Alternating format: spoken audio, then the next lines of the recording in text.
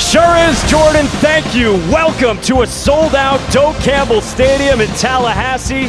There is a buzz here around Florida State that we haven't seen in some time. The Noles are unbeaten. They've got a pair of dramatic wins the last few weeks, and tonight they face Boston College. Jeff Hafley, Phil Jerkovic, and Zay Flowers here in enemy territory off their first win of the season on Saturday back in Chestnut Hill against Maine.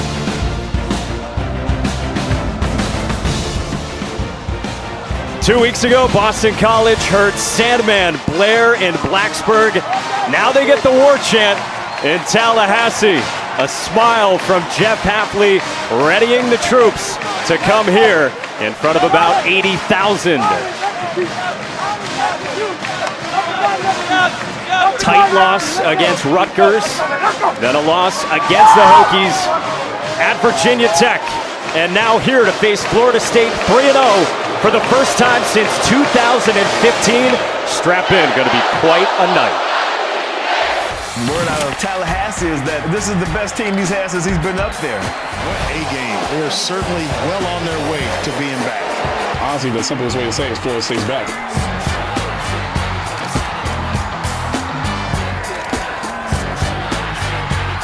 Domination, destruction. We're going to have a whole season of things just like that. Get your popcorn, get ready. It's about to be a movie. Knocking on the door, the BC Eagles. Jerkovic launches this one. Flowers to the goal line for the touchdown. Buckle up. You are in for some kind of ride tonight. Oh, it sure will be. Nearly 80,000 have packed this place for Boston College and Florida State. With that, we say hello and thanks for joining us. Tim Hasselbeck, Mike Monaco, Kelsey Riggs downstairs. Tim, it has been 7 years since Florida State started a season 3-0, and this feels like a big-time atmosphere. You can tell the city is buzzing, the campus is buzzing, everyone here excited because Florida State seems to be back. And college football, quite honestly, is better when Florida State is good. They look like they have a good team this year. The questions surrounding Florida State all week, the health of Jordan Travis. He left Friday's win against Louisville with a left leg injury. He will start. Question is, how does he look? Yeah, that is the big question. How effective will he be? You see the knee brace on his left knee. We know he's tough.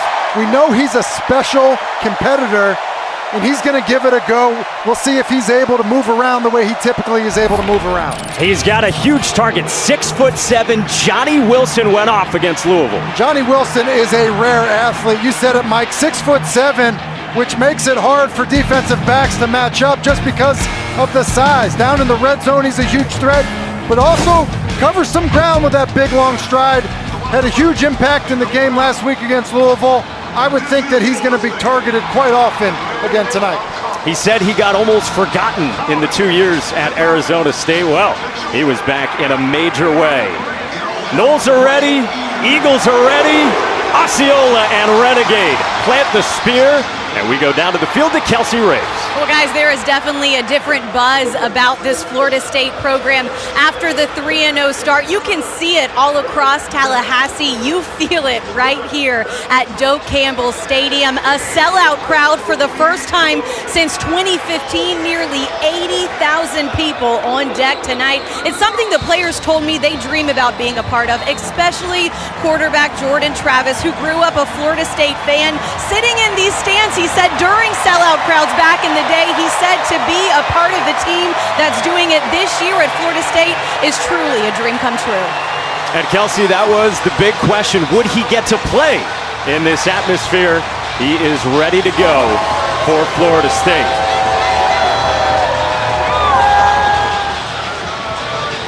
Tim, for you, been a few years since you were here in Tallahassee, and it is jumping. And it's a totally different vibe, Mike. You know, Mike Norvell has done an excellent job, I think, of getting buy-in, from his own players. Also the fan base as well. A little bit more to cheer about with the success that they've had so far this season. Boston College won the toss, deferred, and Florida State receives the opening kickoff. It's Trey Benson, crosses over the 20 with a seam past the 40. And Trey Benson is into the open field inside ready with a stiff arm, and how's that for a start for the Noles?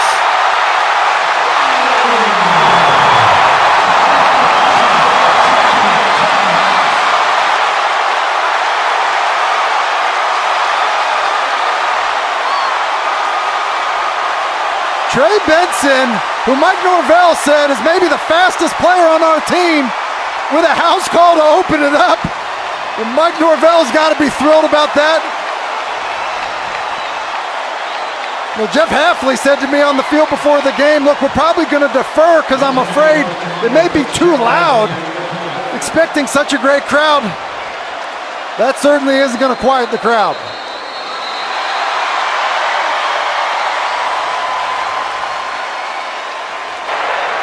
False start, offense, number 56. 5-yard penalty, remains to try it out. Jerry Magallanes, the referee tonight, 93 yards to the house. What a start for Florida State. Mike, it wasn't just speed. You know, a few broken tackles along the way as well. And, you know, what a start. Ryan Fitzgerald is on for the extra point. Backed up. And he curls it inside the uprights. You know, the kick, you mentioned it, you know, a bit of a short kick. He's able to kind of hit it running. And you see there, just missed tackles. It wasn't like Michael Pittman who kind of missed the block. DeBerry not able to catch him, and just too much speed by Trey Benson. You know, talking this week about the running backs for Florida State, you know, they were clear. They feel like they have a stable of backs, and Trey Benson obviously gets a crack with the ball in his hands. And look at Mike Norvell, looking like he maybe could cover a kick. He was so excited about it. Well, and on the Boston College side of things, Jeff Hafley said last weekend, even in a win, that special teams had been their biggest bright spot in their first 2 games, but failed them Saturday in that win over Maine. Well, and look, you know, it's been well documented, some of the issues that Boston College has. Injuries on both sides of the football, especially along the offensive and defensive line. And, you know, to give up a special team score is the last thing you can do when you already feel like you're a bit overmatched.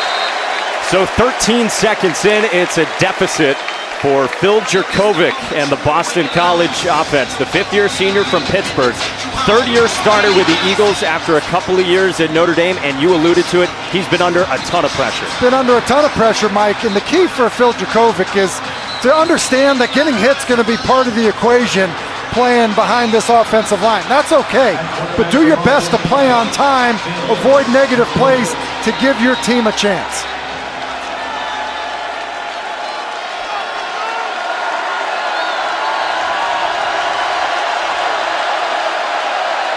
Pressure comes on 1st down from the Noles, and the pass incomplete, intended for Zay Flowers, the senior star wideout.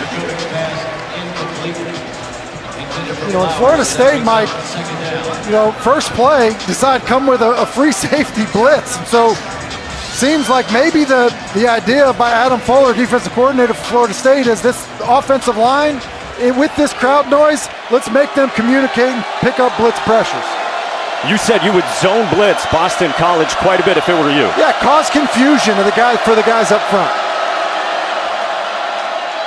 This is Pat Garwo, a 1,000-yard rusher last year.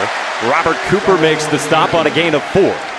And you know, the other thing that's going to be a challenge is 3rd and long, known passing situations. You know, just where it takes the mystery out of it for the defensive line.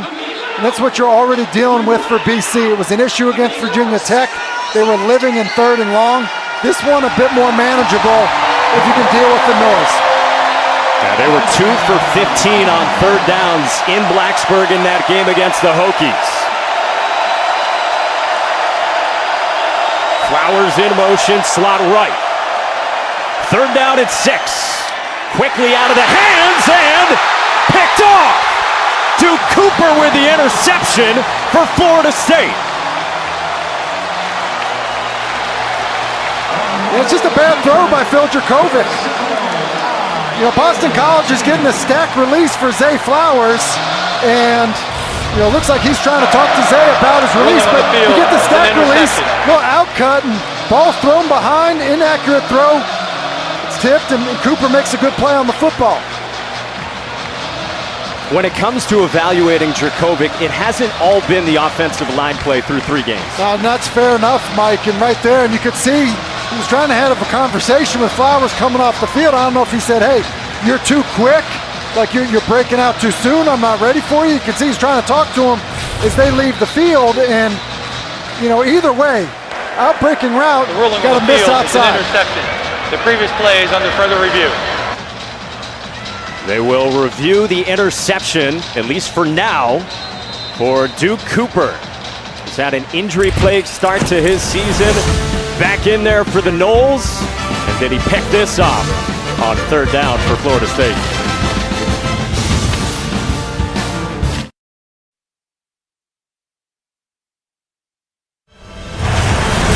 Back in Tallahassee, it went to review, and the interception from Duke Cooper stands for the Noles. Yeah, it's a nice play by Cooper. You can tell, Mike, that he's got his right arm underneath that football.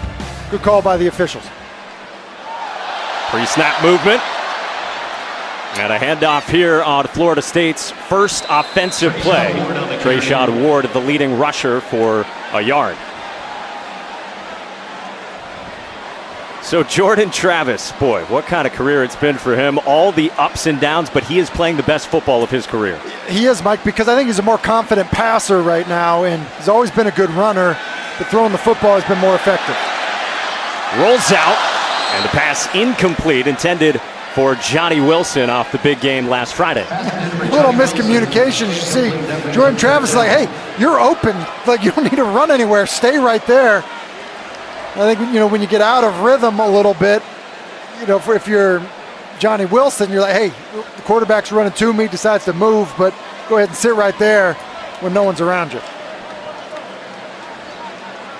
So it sets up 3rd and 9 for Florida State inside the 35 of Boston College.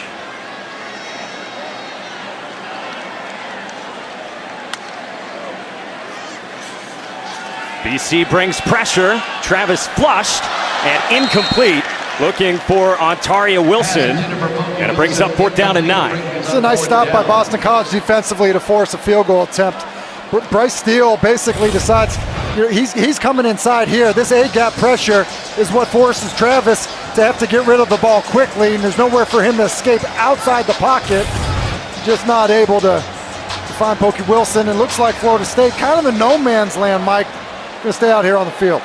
Both these teams have had field goal issues. Both had a couple of misses in their last game. So 4th down and 9. The offense started to come off the field and then went back out. Lawrence Toafili, the running back. Pressure again. Travis wants it, and it's complete to Cameron McDonald. Diving toward the goal line and marked out at the 1. 32-yard pickup on 4th down. Well, the call pays off for Mike Norvell, because on 3rd down, BC brought pressure. It wasn't picked up. They had to throw it away. On 4th down, Jordan Travis does an excellent job of standing in there under the pressure of the blitz to find McDonald. 2nd week in a row, he has had a big gain early on. Toafili on 1st down into the end zone for a Florida State touchdown.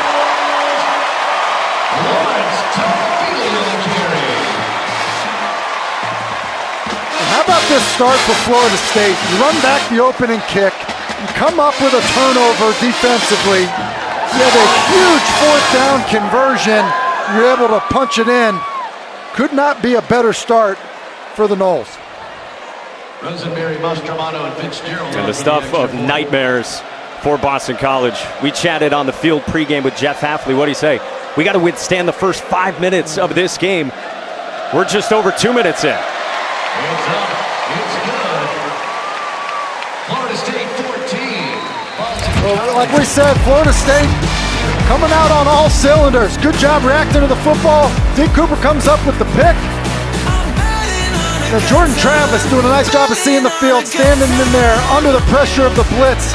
Find his big tight end McDonald, and then Toafili for the score as Florida State is rolling early.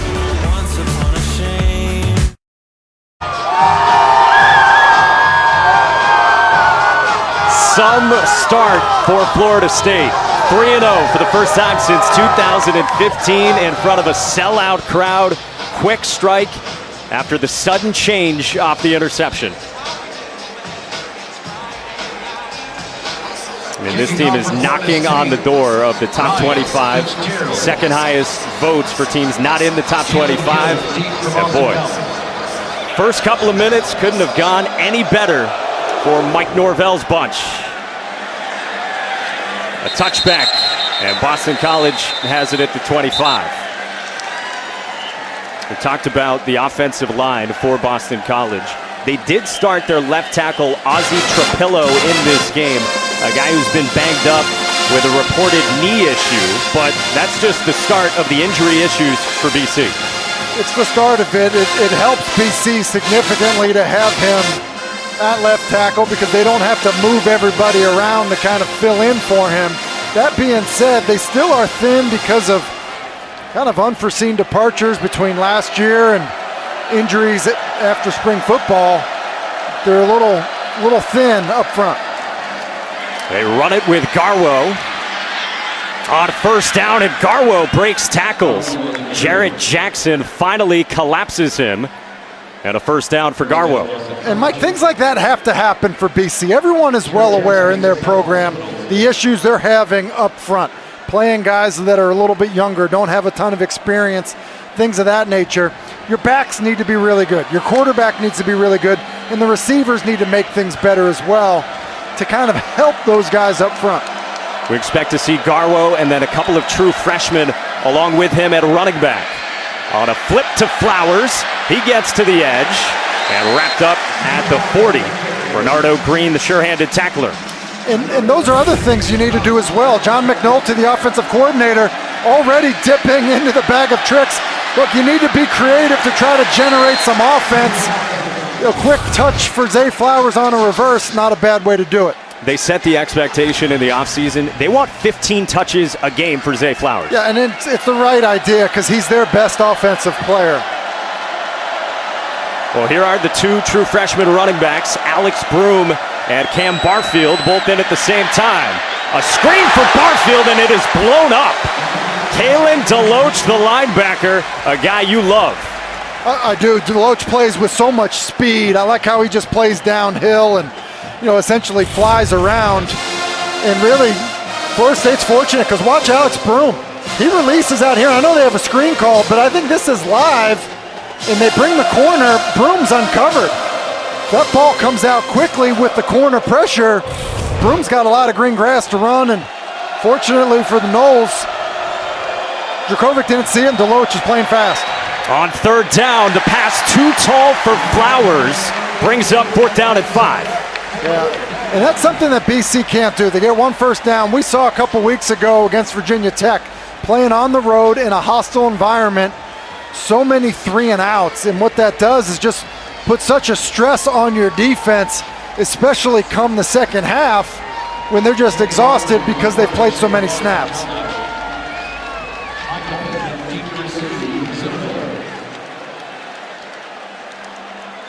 Danny Longman is the Boston College punter, aptly named for a punter or kicker. Micah Pittman back deep for Florida State. And a booming kick from Longman, and a fair catch signal just outside the 5. Well, Jordan Travis, what has made him so good? Well, I think his toughness is what makes him special, but it's also his ability to create kind of off-rhythm throws. Escape outside the pocket, he's a real threat as a runner, but he's developed as a passer. He's just done such a better job with that. You go back to a year ago, he's taken off and running. You talk about toughness, everyone remembers this one from earlier in the season, an absolute dime to Pokey Wilson, and then gets drilled with a targeting penalty. And then tonight, just the courage in the pocket. It's a guy dealing, with a knee injury and an ankle injury, playing with a brace. The confidence in the pocket with static around him. He's just a tough, gritty, competitor. He's a guy that has really developed as a passer, but always been a good football player. He hands it off on first down to Toa Philly. And you mentioned knee and ankle. He's got the knee brace, but he grabbed for his ankle when he went down in the second quarter last Friday against Louisville. We asked him about it. He said he did feel both of them at the time, but he said they're both good to go. Well, and, was able to practice some this week, which, I think was certainly a surprise to me after seeing the injury a week ago. And I think it just speaks to his toughness that is out here tonight all braced up. Slings it out for Trayshawn Ward, who's got the wiggle with a flag down on the field. And Ward with a burst toward midfield. Finally brought down by Elijah Jones, but we'll check the marker. We're going to get a block in the back, Mike. Just happened early on in the play. Illegal block in the back, offense, number 75. Half the distance to the goal penalty, second down. Dylan Gibbons, the left guard. Yeah, and he maybe is able to kind of lay off, but I think he's doing his best to try to get out and kind of dig out the coverage on the screen and right in front of the official, and kind of drew an obvious flag. The pursuit prompted by Donovan Ezaraku, who has stepped into a bigger role for Boston College without the services of Sheeta Salah, who is out for the season, veteran defensive end, who we were told by Jeff Hafley, labrum surgery on his shoulder, his other shoulder, from the one he injured last year. Yeah, and it's a loss for BC. And Ezaraku, kind of a similar player, not as heavy, not as big, but plays with a good motor, much like Salah.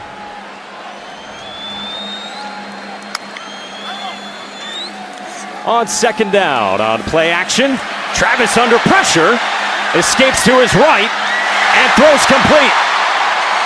Darion Williamson makes a man miss, tiptoes out of bounds near the 30-yard line. When you talk about somebody's competitiveness, it's things like this. Jordan Travis, the clock in your head is going off. You're in your end zone, but just does a great job of staying alive and then finding somebody to create a big play to get out from being backed up. That's one heck of a play by Jordan Travis. Second catch of the season, 26 yards for Williamson. They go to him again on the screen, and he is wrapped up right side. Let's go down to Kelsey. Well, guys, we talked to offensive coordinator Alex Adkins about Jordan Travis and his growth, and he said, look, he's a guy that just keeps getting better. So many guys now are looking for instant gratification. Jordan Travis took the long route to be the starting quarterback here. He attacked it, he worked hard at it, and Mike Norvell said you see his growth and his confidence in his eyes. He is completing nearly 70% of his passes. There's Trey Benson stretching it wide, lowering the shoulder and barreling through Josh DeBerry. C.J. Burton finally wrapped him up. Well, that's a great run by Benson, who's already had a pretty good night. He's running with power. We saw the speed on the kick return, and now running with power. They are good backs here, at Florida State, and because they can rotate so many guys through, they get fresh backs as well. You like pretty much all of their skill guys. Because they've all jumped out. Every time you watch a big play, you're like, wait, was that 8? No, that was 3. Like, no, that was 9. That was, okay, it was 8. And so I just think it speaks to how they've recruited the position, the job the guys up front are doing as well. It was 5 yards, third down and 1. Out of the pistol, quick throw for Johnny Wilson. All 6'7" of them. Josh DeBerry the tackle, but a third down conversion. Yeah, and how about that? 3rd and 1. The luxury that you have to have a 6'7", 235-pound wide receiver that you can just spit the ball out to and just say, hey, big fella, fall forward. 1v1 out by the numbers, fall forward for the first down. Love the noun from Tem Lukabu, BC's defensive coordinator. Johnny Wilson, he's an avatar. It's fair enough seeing him on the field before the game. It's a handoff for Ward. Gains just a couple. Bryce Steele, the middle linebacker, on the stop. Injuries all over for Boston College in the secondary as well. Couple quarterbacks, late scratches. Jalen Cheek out due to illness. Amari Jackson, he's out with a hamstring, so it gets even thinner in the ranks for Jeff Hafley. And BC has more depth in the secondary than they've had in the past, but even still, with those injuries, leaves them thin tonight. Ward probes the pile, takes it out toward the 50, brings up third down on a gain of 5. You just see, that tough physical run. I mean, we're going to see the highlight runs like we saw earlier from Benson. Look at this offensive line. Look at Gibbons, 75, and watch his finish. I just think that there has been a change in this program, and I really believe, Mike, that it has started with how they've coached the guys up front. The change in offensive line in the past 3 years at this program has been remarkable. Third down, it's Micah Pittman.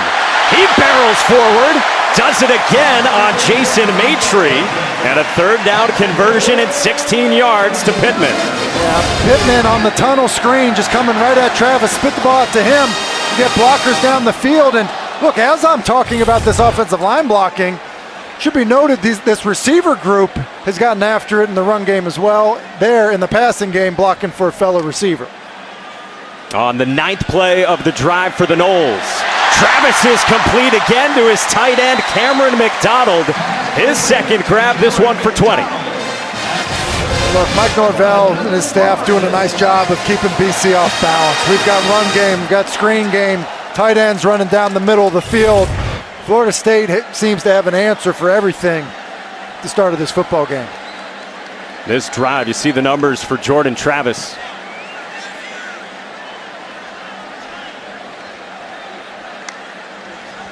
Pokey Wilson in motion. It's Benson. Benson, his second touchdown tonight. 15 yards for Trey Benson.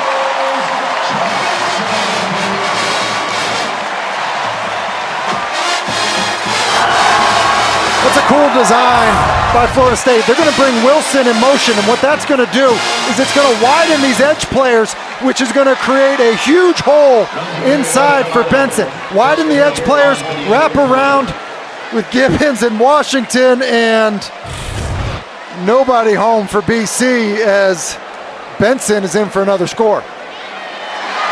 How about a 10-play, 94-yard drive for Florida State? It was perfect offensively for Florida State because it was a little bit of everything. Some Jordan Travis, some passing game, and then a lot of running game, making it look easy on the Noles. Pretty forlorn looks from Tem Lukabu, the defensive coordinator, and BC head coach Jeff Hafley. Yeah, I mean, listen, no answers really, and I think a lot of frustration. That drive, if you're BC, it just wasn't competitive enough defensively, and look, Jeff Hafley is very candid with us about kind of the status of some of their position groups and the injuries. But what you want to see is your team fight. You want to see guys compete, believe that they have a chance. And, even though they didn't withstand the initial punch from Florida State, you still have to show some fight. And that was too easy if you're Tim and Hafley looking at it saying, look, we've got to at least resist them a little bit. Yeah, 9 minutes into this game. Jurkovec under pressure and dropped. Shyheim Brown and Tatum Bethune got home. Number 99 defense will lead the game for one play due to his helmet coming off. Yeah, play action, holding the football. They're trying to take a shot down the field and trying to do it on first down, probably before it gets too loud, backed up, and takes another sack. Yeah, all those sacks the first 3 games for Jurkovec. An entirely new offensive line. Garwo fights for a couple on 2nd and long. Well, not just injuries for Boston College, but Florida State as well. No Jared Verse, the stud defensive end, the Albany transfer. We saw him with a left knee brace at practice yesterday. Got banged up last Friday with some friendly fire against Louisville. And Adam Fuller, the defensive coordinator, even though BC's offensive line was banged up, he's still a little nervous not to have Verse, but I do think they've got some good young players in this program that they're developing to hopefully be players like Verse one day. Third down, the screen to Garwo. Gets nothing. Dennis Briggs, the stop, brings up fourth down. We go to Kelsey. Well, guys, the other thing the defensive coordinator, Adam Fuller, said was, look, when you lose two alphas, you don't just replace what Fabian and Jared are able to do. Still trying to identify roles for the other players around them. And Tim, as you mentioned, he said, we're going to make sure that this offensive line hopefully still doesn't look good. Needed to go out there and create chaos. So far, definitely been able to do that. Akeem Dent said this team is so focused on every single play, and they wanted to come out and start strong. They've certainly done that. They force Danny Longman to punt again for Boston College. Micah Pittman with a bobble, recovered and spins free. And Micah Pittman takes it out past the 45-yard line. Let's take a look at our New York Life drive recap. Well, it's been nearly a perfect night for Florida State, and that last drive was perfect. Started backed up. Jordan Travis doing an excellent job with the off-schedule play. Then some physical running out of Benson. Then Jordan Travis, the more traditional passing game on rhythm. And then the physical run to cap it off. And Florida State doing whatever they want. Previous plays under further review. Defense and offensively. Saw the 10-play drive that Travis orchestrated. The punt return is under review.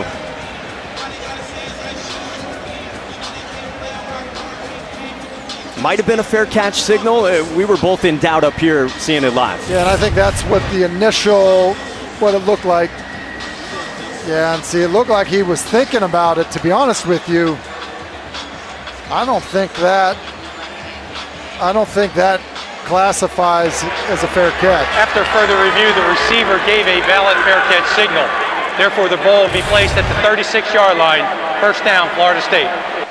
Letter of the law is a valid signal, is hand clearly above the head, waving the hand from side to side. It's exactly what I look for, above the head. I think if we look at this again, that is not above the head. It's going to end up costing Florida State a pretty good return. The only thing they've done wrong is think about potentially signaling a fair catch. But that's a pretty good barometer. Mike, was that clearly above his head? I'm not sure. I didn't think so. I did not either. Well, it backs up Florida State to its own 36-yard line. Out of 12 personnel. Play action. Travis has it batted down. Former Seminole Jaden Woodby.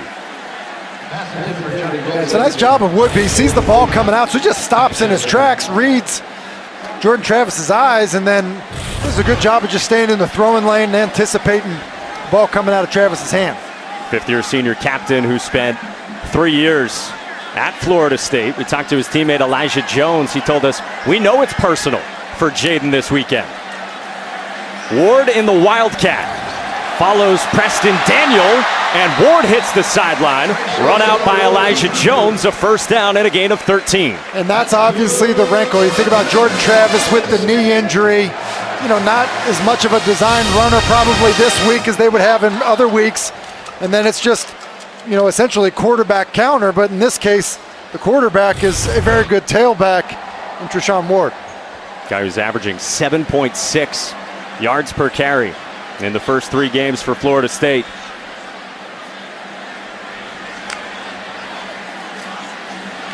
Ward out of the pistol.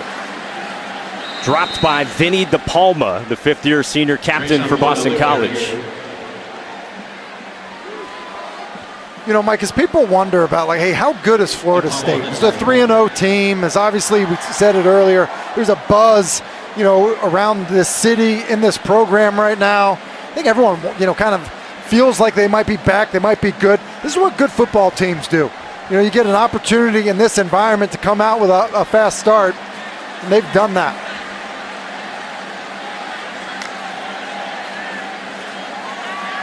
On second down, Travis complete. It's a first down to Darion Williamson, very involved here in the first quarter. And this is where you've seen the biggest growth out of Jordan Travis. The rhythm passing game. Play action, starts to his left, one hitch, comes back and throws the in cut to the right. Those were plays he wasn't comfortable making when he first got his opportunity to play here at Florida State. He's making those plays now, and now when you combine that with what he's able to do on the off-schedule plays, it's made him a really fine quarterback.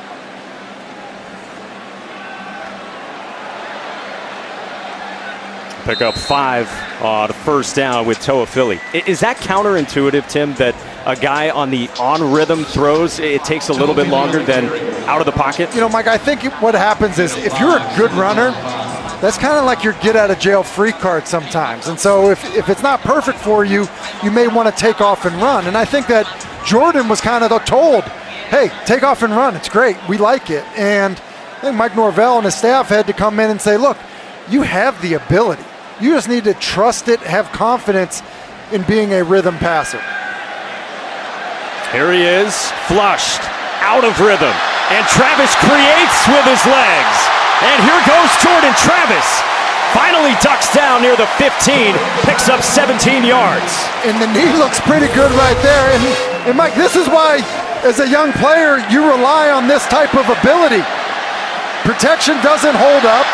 You're able to escape and not just avoid a bad play, but avoid a bad play and turn it into a chunk play on offense. That's why he's so dangerous to defend, because just accounting for him creates 4 missed tackles. He now hands it off to Ward. Submarine down at the 15-yard line.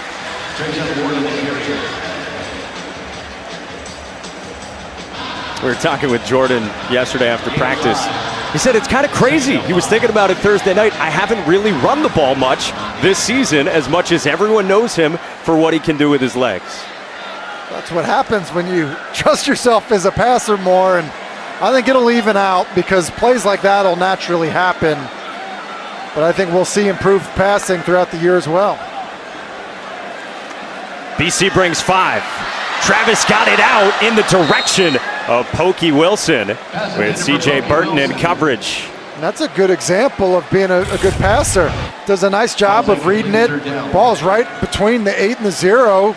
Good accurate throw, and Wilson just got to finish it. Now watch Travis, his hand, as he follows through, hits it onto the helmet of Maurice Smith, and that's kind of like the Dak Prescott injury we saw a couple weeks ago. Following through, hitting your hand on either a defender or your offensive lineman's helmet. Play clock below 10. Inside of 30 seconds to go in the first. Ward on third down won't get there. Donovan Ezaraku the stop. 4th down and short. With how this game has started, the way they've run the football, if I'm Mike Norvell, I'm keeping my offense on the field. I'm going to give them a chance. Maybe some type of zone read, but I think running the football or throwing it is in play as they take the quarter. That's the end of the first quarter. Prepared to go for it on 4th down when we come back in the second quarter. It has been all Florida State in front of a sellout crowd in Tallahassee.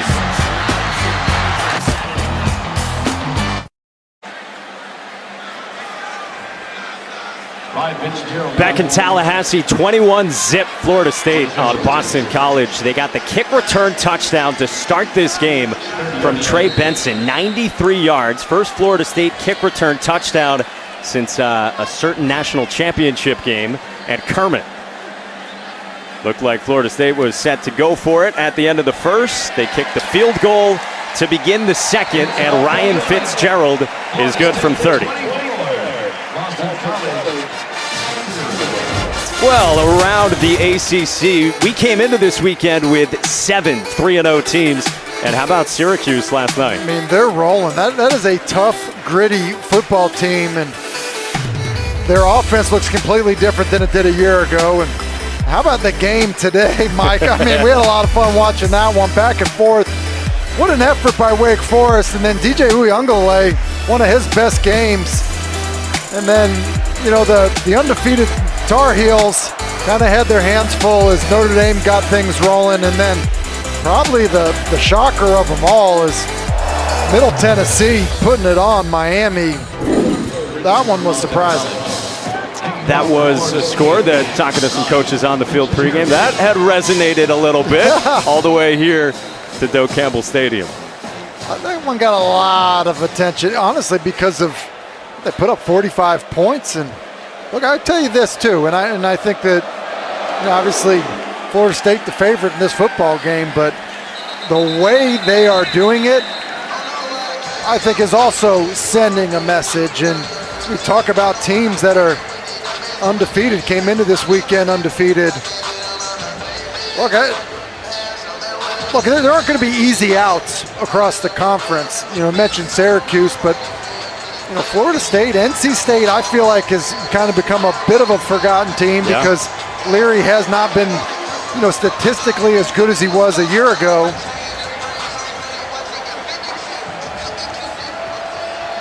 Remember, it is a huge next 3 weeks coming for Florida State once they get through this one tonight. For sure. 10 plays, 17 yards for Boston College offensively in the first quarter, and there is nothing there for Alex Broom on a first down. Yeah, and BC has got Broom in the lineup. They're really trying to spark the run game. You mentioned it earlier about, you know, playing some freshmen in the backfield, maybe get some quicker players to try to create some space, but also need to create a little room for them.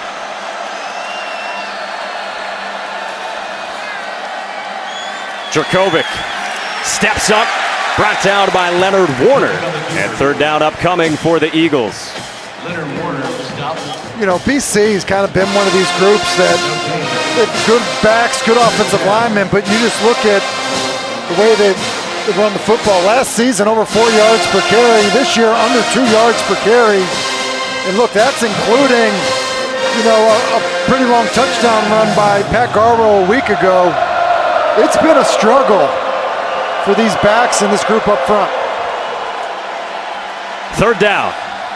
Zay Flowers has the grab, and he races for a first down. And Mike, that's what they need to do. They need to get him the football, create some opportunities, little whip route. They create some traffic because of man coverage. He gets lost. And then his run after the catch. Just talking to some scouts that were on the field prior to the game, it's Flowers' run after catch that's special.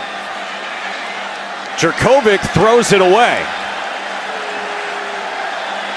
They had Finn Durstein split out wide there. And now the flag. Yeah, I was going to say, the unique formation, but he hadn't left the pocket. Intentional grounding, offense number 5. Spot foul, lost it down, second down. Yeah, and then it's a really unique formation. They got an offensive lineman out here, but Dracovic never ends up leaving the pocket. And so as he tries to throw this football away, he's just got to get it near a receiver, throw it down the field. Because he doesn't, it's grounding, and now gets them way off schedule, which is the last thing BC needs offensively. You said creative to describe what BC would need to do offensively in this game. That qualifies. It does. It's just trying to cause some confusion about who to identify as an eligible receiver. Quick throw, Flowers again. We talked about how athletic he is. We talked with Zay Flowers this week. He told us his top speed that he's been clocked at, 22.5 miles an hour, which is elite in football. Yeah, that's flying. And just watching him play, you know he's fast. But yeah, you get those next-gen stats that you see in the NFL. You get around 22 miles per hour, you know, you're rolling. And that's why he's been, quite honestly, one of the best receivers to ever play at BC. Alex Sinkfield has come in on third down. Pressure on Dracovic. Complete to Flowers. Makes Cooper miss. And it'll bring up 4th and long as Kalen DeLoach swarms for Florida State. It's edge pressure that's going to be a problem for Boston College, especially on the right side. At right tackle here, you basically have Jack Conley, who's better suited to play at guard. And the speed rush is a problem for him. And let me tell you right now, if you are a Florida State fan, Patrick Payton Oh my word, did you see him bend and turn the corner? He, has gotten the attention of Adam Fuller, defensive coordinator, as a guy that could be a special player, and that was a special pass rush move. And he was slamming the ground too. He thought he got home on Jerkovic. Punt goes inside the 15, 52 yards, and Florida State gets it back in total control against Boston College.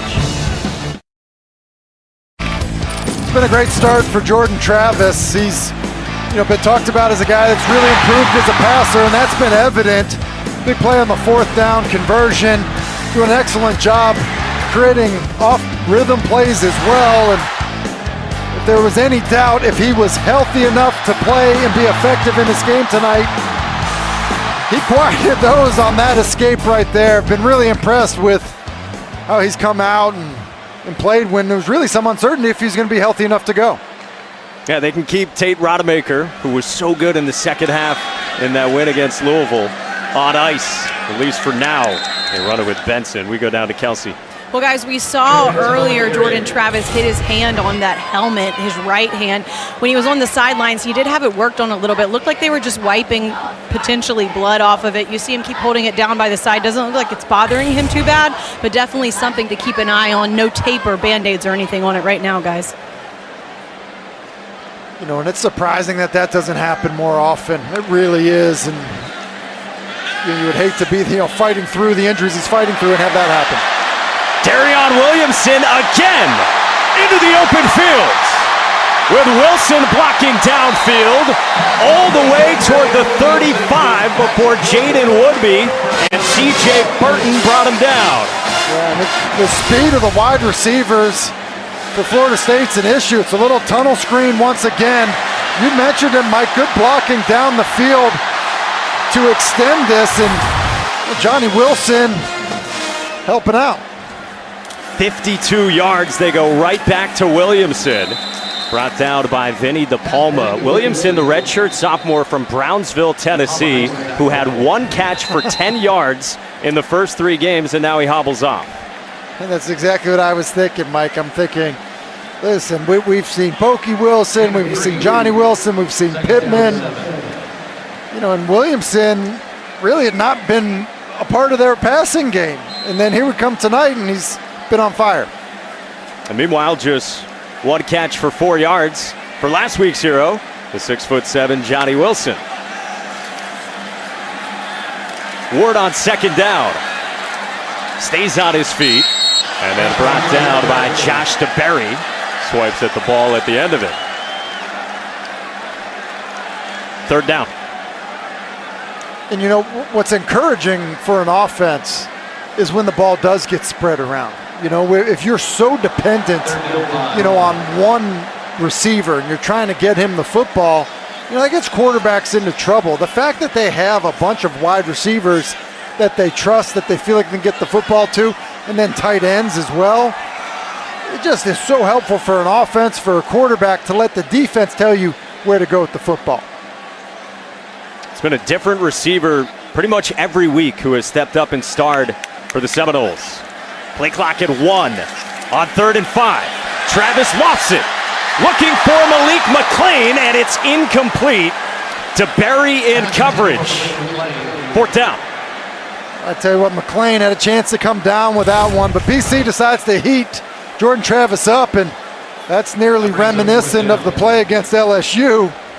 Marcus Valdez does a better job, the LSU defender, holding off, and McClain does a decent job of trying to fight back through contact, just not able to come up with it. 4 down territory given the kicking struggles for Florida State.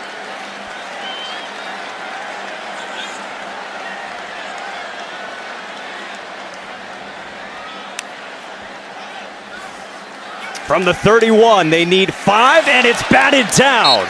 Great play by Elijah Jones in coverage for Boston College.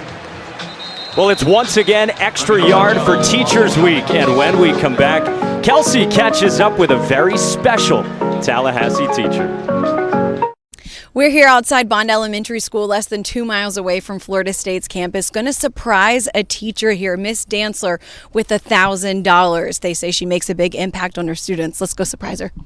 Miss Dantzler, how are you? We wanted, on behalf of the College Football Playoff and ESPN, to present you with $1,000 for your classroom. Tell me a little bit about what they mean to you. I give them my everything, so I expect the same thing from them. My expectations are high, and if we just, I don't know. They're just my everything. They're who I do it for. That is pretty special.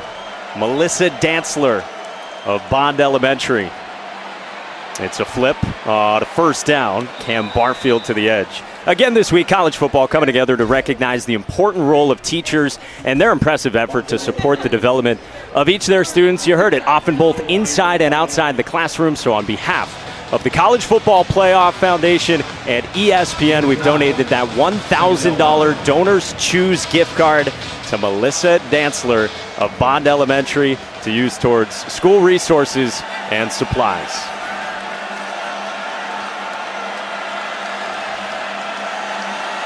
It was 9 yards for Barfield, and now Jerkovic rolls. Zay Flowers lost the ball. Flag flies.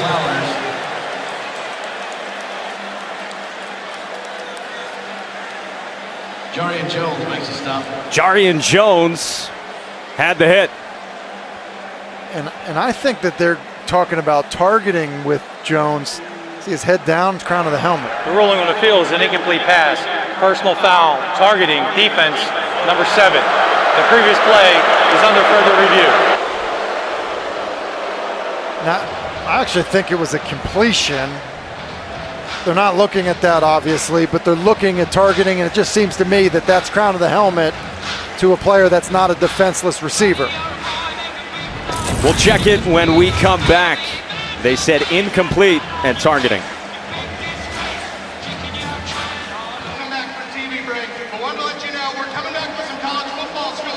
Back in Tallahassee, we still await the verdict. The ruling on the field was targeting on Jarian Jones, the quarterback for Florida State, on Zay Flowers. And I don't think he's a defenseless receiver. You know, you see, he catches the football, he actually tucks it, takes a couple steps.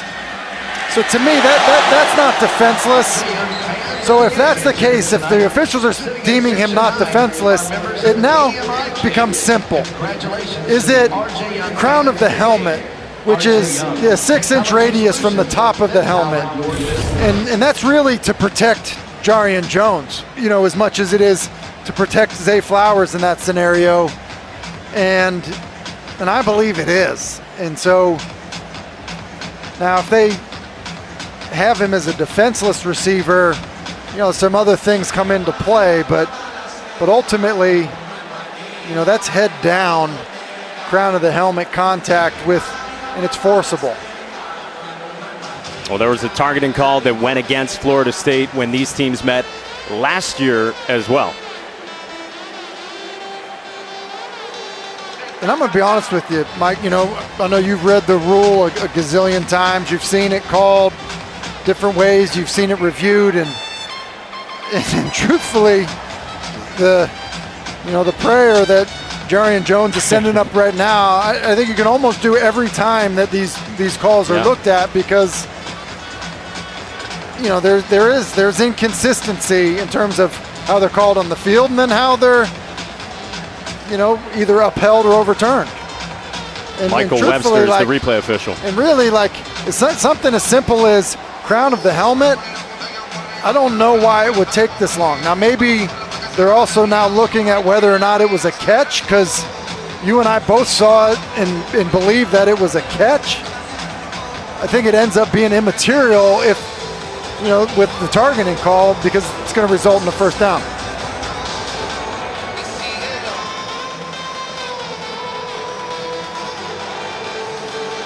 And so ultimately, that was a catch. Fumble. Now the question ends up being, did they view that as targeting? And I think part of the reason he wasn't defenseless is that it was a catch. After further review, there is no targeting. However, was a completed pass. The runner was down at the 41-yard line. It will be 1st and 10, Boston College. So catch, no targeting, and he was down. Yeah, and listen, like here's the deal. Catch 1, 2, 3, hand on the ground. Like I think he catches that football. I got to be honest with you. Like we said through these meetings, that's crown of the helmet. Like I'm glad that Jarian Jones gets to stay in the game. I hate seeing guys leave the game, but the rules put in to protect him. He initiates contact with the top of his helmet. There's just no consistency in how that's called. So he stays in the game. It's a run on 1st down for Cam Barfield for just a yard. Tatum Bethune on the stop. So they're saying the calf was down of Zay Flowers before the ball came out. Apparently. Either way, it's a break for Boston College, I think, with how it's officiated, you know, in terms of their stay on the field, which has been a challenge for them tonight. They grabbed a little momentum on the 4th down stop on the pass breakup from Elijah Jones. And now Barfield met in the backfield by Bethune, the redshirt junior linebacker, the transfer from UCF, their leading tackler, and Mike Norvell said to us this week, he has been phenomenal. And look at him here. He's going to come in here and make this play. He's played with great quickness and got a little bit of pop to him as well. And he's another guy I think has been a nice surprise. He probably played a little bit better than they maybe even expected him to play. 6th 3rd down that Boston College has faced. The Eagles need 9. Jurkovec under pressure and picked off. He threw a wobbler and taken away by Greedy Vance. Greedy Vance, another transfer who's come in and played good football for the Noles. And it's an all-out pressure, man coverage. And Phil Jurkovec, you know you're going to get hit, and just got to also anticipate that guys are going to be sitting on the route and just kind of falling away from that one. I think if he can hold on and see it enough, you maybe take a shot down the field to Jalen Gill, or throw it in the dirt, throw it away, whatever you need to do. But fading away when you know you're going to lose to an outside blitzer because it's all-out blitz. They can bring one more than you can block. It's just not a good play by Phil Jurkovec to have an answer for the blitz. Saw his frustration on the sideline. Travis wanted to take a shot, incomplete, in the direction of Pokey Wilson. Pressured by Bryce Steele. You know, and Jordan Travis kind of stuck holding on to the football. Was looking for Pokey Wilson on kind of a corner route, and it didn't really define itself, and so he tried to kind of hang in there a little bit as Wilson was attempting to adjust his route. Travis has not been sacked in this game. Part of the protection up front that you were highlighting earlier. Big source of improvement for Florida State through the years.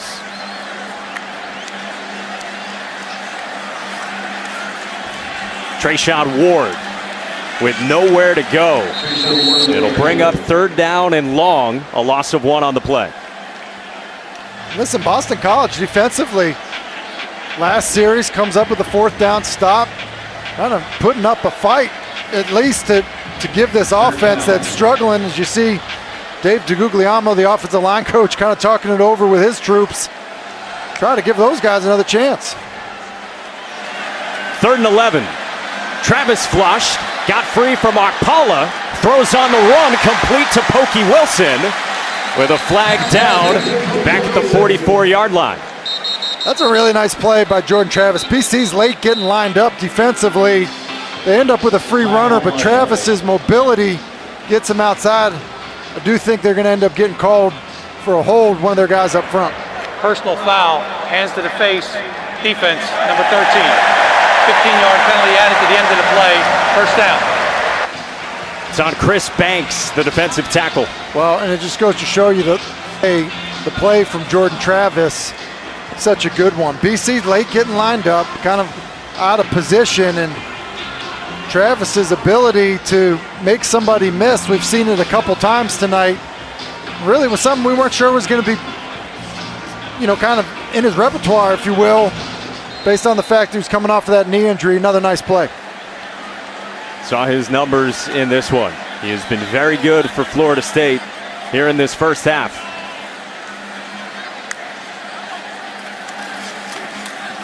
Trey Benson breaks the tackle, and he drags the pile to the 20-yard line. You talked about how he might be the fastest player on this team, and he's 215 pounds. I was just saying he's running with power. I mean, it's definitely not the first contact that's getting him down, which is part of the reason he's averaging 6.5 yards per carry. And to me, this is also Johnny Wilson territory.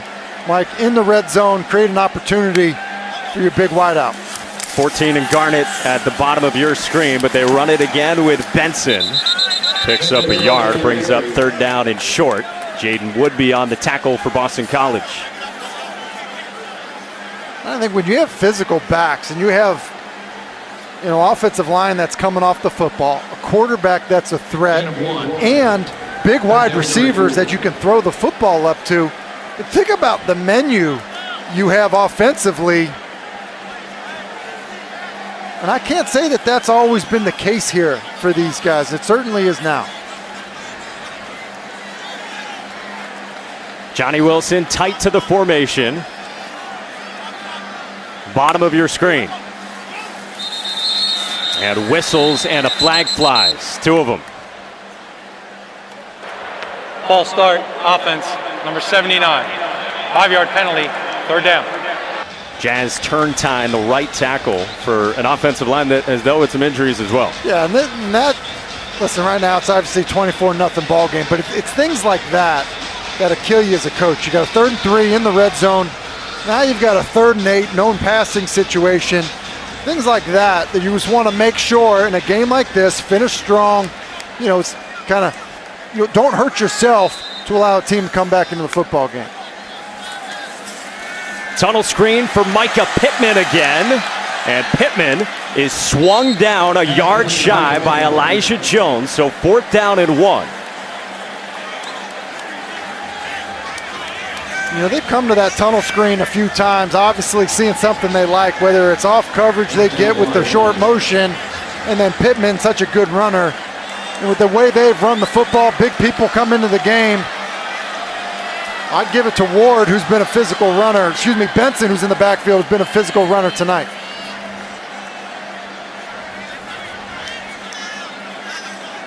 Travis has crept up under center. Play clock drips down toward 5. Benson into his belly, met by DePalma, and another stop on 4th down by BC's defense.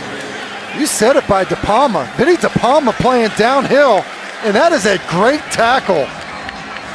And, Jeff Hafley talked about wanting to see some fight in his football team. Well, they got punched in the mouth to start this football game. A little bit of life from the Boston College defense, coming up with another 4th down stop.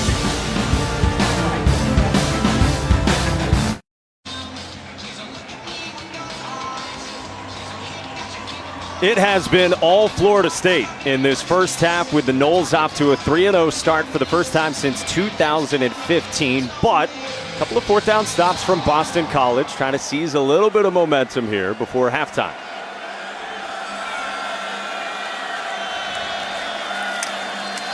It's a pitch for the freshman Alex Broom. Gets to the edge, run out for a loss, down to Kelsey. Well, guys, we know how decimated this Boston College offensive line is. Jeff Hafley said, there's no troops coming to save us. You got to get out there and keep fighting. And after that last interception, when the guys came over to their sideline, the offensive line coach, not happy with it, especially with the left side, was yelling at those guys saying, look, you've got to get to the line. We do it every day at practice. He also spent a lot of time talking to the tight ends. They were saying they were having trouble hearing, guys. Well, listen, communication certainly an issue on the road, and we've documented what a great environment it is here tonight.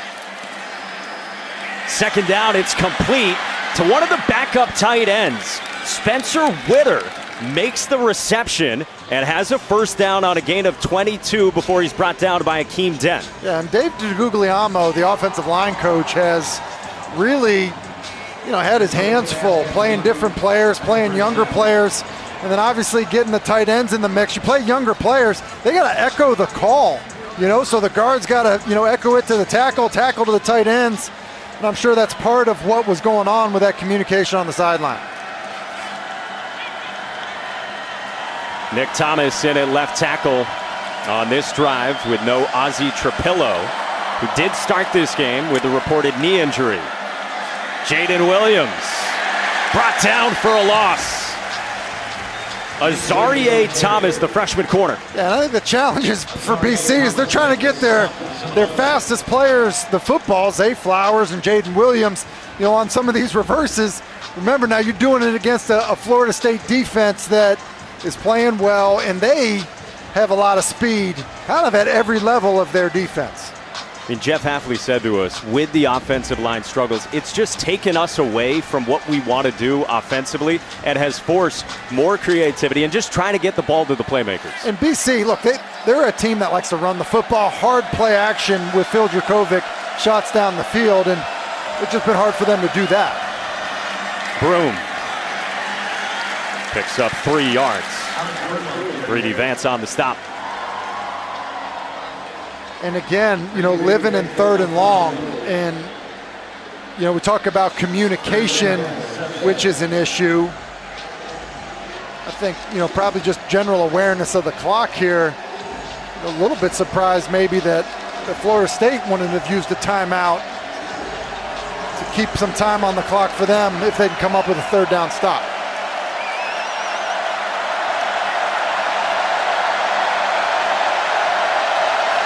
Crowd to its feet on 3rd down and 7. Jurkovec steps up, takes off with a flag down. He gets past the 50 with a first down. We'll check the marker. Holding, offense, number 53. 10-yard penalty, 3rd down. Dwayne Alec, the right guard. Alex, the right guard, and we pointed out earlier that Conley's at right tackle. Here is Dwayne Alec, and he's just going to grab too much jersey. Conley's at right tackle. He's had some issues with speed, and a little stunt kind of gets him off balance. Timeout. Florida State, their first timeout of the half. 30-second timeout. And now Florida State will use one of those timeouts here late in this second quarter. So 24-0 is the lead for the Noles. We welcome you up top, high atop Doak Campbell Stadium. Tim Hasselbeck, Mike Monaco with you, and great start for Florida State, and they've really kept the pressure on. Listen, an awesome start for them, and then it's kind of been complimentary football. Yeah. Basically every aspect of their football team. We saw special teams, saw the turnover defensively. They've run the football well. The quarterback has made plays inside the design of the play as well as outside of the design of the play. And so I think that, as coaches say, hey, we want to see all 3 phases. We want to see complementary football. Mike Norvell's gotten that from his football team tonight. Just stalled out a couple times going for it on 4th down, but other than that, it's been outstanding.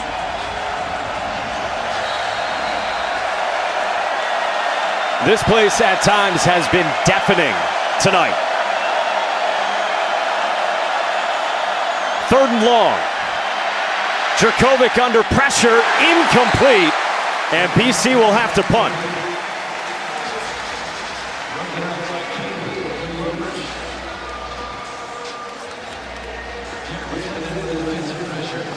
Phil Jurkovec to me, and I know he's been hit a lot, doesn't look comfortable, and it's hard to be comfortable when you're getting hit. But you see the numbers tonight. I mean, just completed half his passes. Certainly has not pushed the ball down the field at all. And the turnover. Sometimes as a quarterback, you can just feel like you're playing uphill.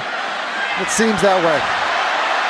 Here's Micah Pittman stumbling out toward the 35-yard line with 1:07 to go and 2 timeouts for Florida State before halftime. Well, coming up on the ACC Network halftime report, Jordan Cornette, Eddie Royal, EJ Manuel, and the coach. They'll get you up to date on all of today's college football action across the conference. And there's a lot to get caught up on. Hopefully EJ can make it there without signing too many autographs on his way to the set.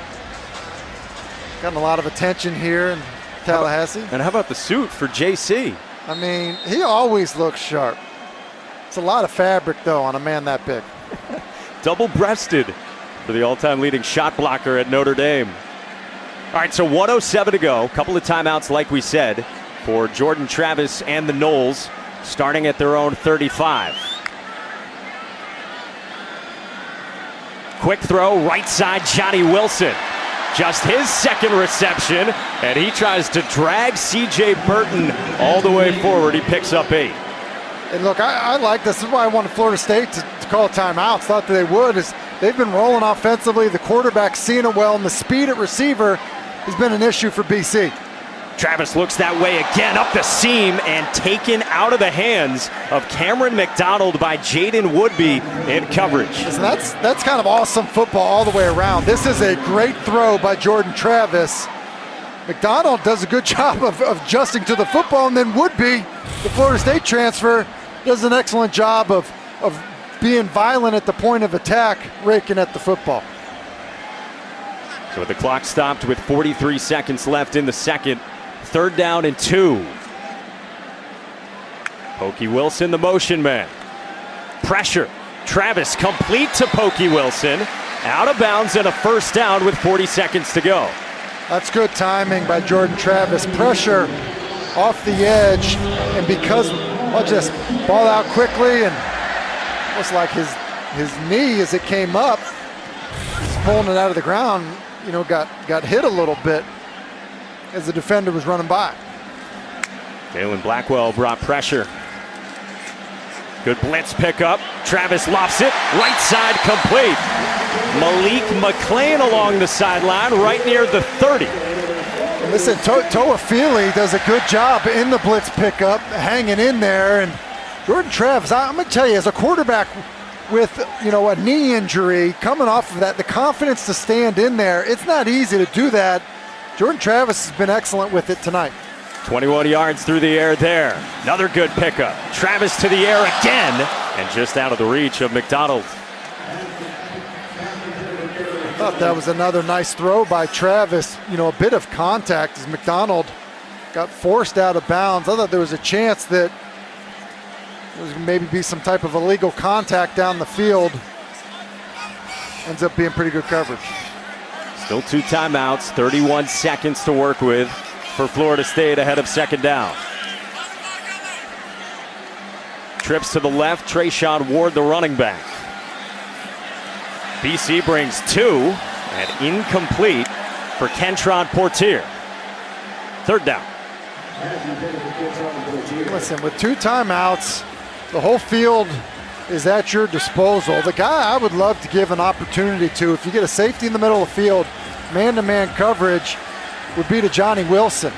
Hasn't had a ton of opportunities tonight. Putting him into the boundary, the bottom of the screen, they've tended to put a safety over the top, which is what they have here. Jason Maitre is rolled up over the top. I would expect Jordan Travis to work the left side. Travis goes that way. Deep down the field, and caught. Portier's got the touchdown.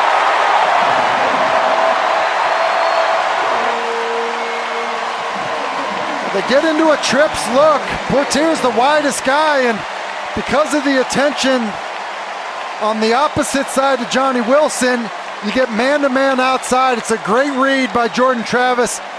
A pretty good throw, and then a great catch through contact by Portier. His first career touchdown, the redshirt sophomore from Coconut Grove, Florida, in the Miami area. 31 yards and a 31-0 Florida State lead on Boston College. Well, listen, Jordan Travis has had a heck of a night. For a guy coming off of an injury he couldn't finish, he's seeing it well.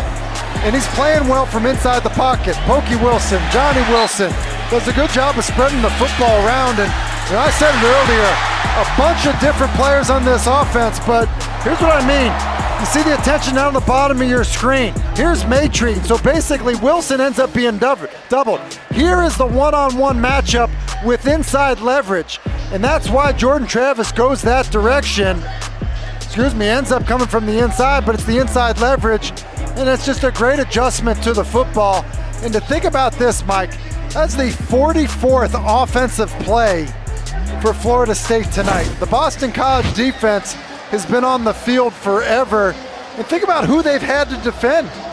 We just documented all the different receivers that touched the football in that drive. McDonald's been a part of the passing game. Jordan Travis has run it and thrown it, and then the backs have been such a big part of what they've been doing offensively, throwing everything at BC. Jordan Travis has 7 passes of 20-plus yards tonight. You saw how many yards he has piled up in this first half. How good is he as far as ACC quarterbacks go? Well, I tell you what, preseason, all the talk was about, hey, what's DJ Uiagalelei's bounce back going to look like? And, Tyler Van Dyke was coming off a good season. Shoot, you look at Brennan Armstrong, the year he had. You look at, the year that Devin Leary had. Whose numbers were almost similar to Kenny Pickett's a year ago. And here comes Jordan Travis, maybe the least talked about returning starter. And he's been phenomenal this season. I think just his toughness, his grit, the development as a passer, he's been outstanding. Garwo. With under 15 seconds to go until halftime. Derek McClendon in on the tackle. Well, you said it. It was not just a good start, it was an excellent start. Right from the get-go for Florida State. And that continued pretty much throughout the first 2 quarters. Basically having their way, doing whatever they've wanted. Really, Mike, on both sides of the ball, and then think of the plays, that they've had on special teams. And so I think really when you talk about the excitement in this building, because of the 3-0 start, the question ends up being, are they going to have that slip-up game that we've seen them have in the past? And they came out ready to play football. Johnny Wilson's all smiles. A lot of the Noles are. The big 3-0 start, the dramatic wins that they have had in their last couple of ball games, and a dominant first half, and Mike Norvell is with Kelsey. Coach, a great start and explanation point there at the finish, and complimentary football throughout. What more do you need to see in the second half? Well, we got to finish some drives offensively. We moved the ball really well, but got down and just had a couple of miscues there on third downs. And ultimately, I really like the way our guys are playing offense, defense, and special teams. But we want a complete game, and that's what we challenged our guys with. So we had 30 more minutes to come out and play Seminole football. Coach, thank you. Thank you. Go Noles. We can pick nits if we want to, but really, it was everything Florida State could have wanted right from Trey Benson on the opening kickoff. And that's what you do if you're a coach. You try to find those things, but it's been a great showing of complimentary football. Open up the game with a big kickoff return for the score. And then defensively, come up with the turnovers. Everyone wants takeaways defensively. Give your offense another opportunity. They got that. Jordan Travis has looked healthy as a runner. He's been fantastic as a passer, and quite honestly, it's been great. And so I think ultimately, when you look at his performance, how he has spread the football around, not only to all the different players, but the different areas of the field, it's been really, really impressive, Mike. And I think that's one of the reasons why, look, he wants to see a complete game, but it's been a good first half. Coming up, the ACC Network halftime report. Jordan Cornette with the whole crew down on the field.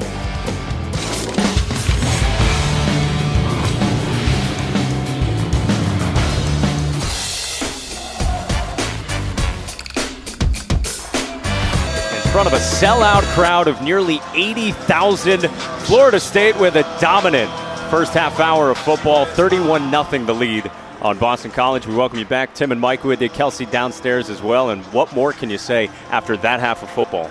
It's almost a perfect half of football, but for a couple of fourth down conversions Florida State wasn't able to hit. They've done everything. They've been good on special teams. They've run the football well.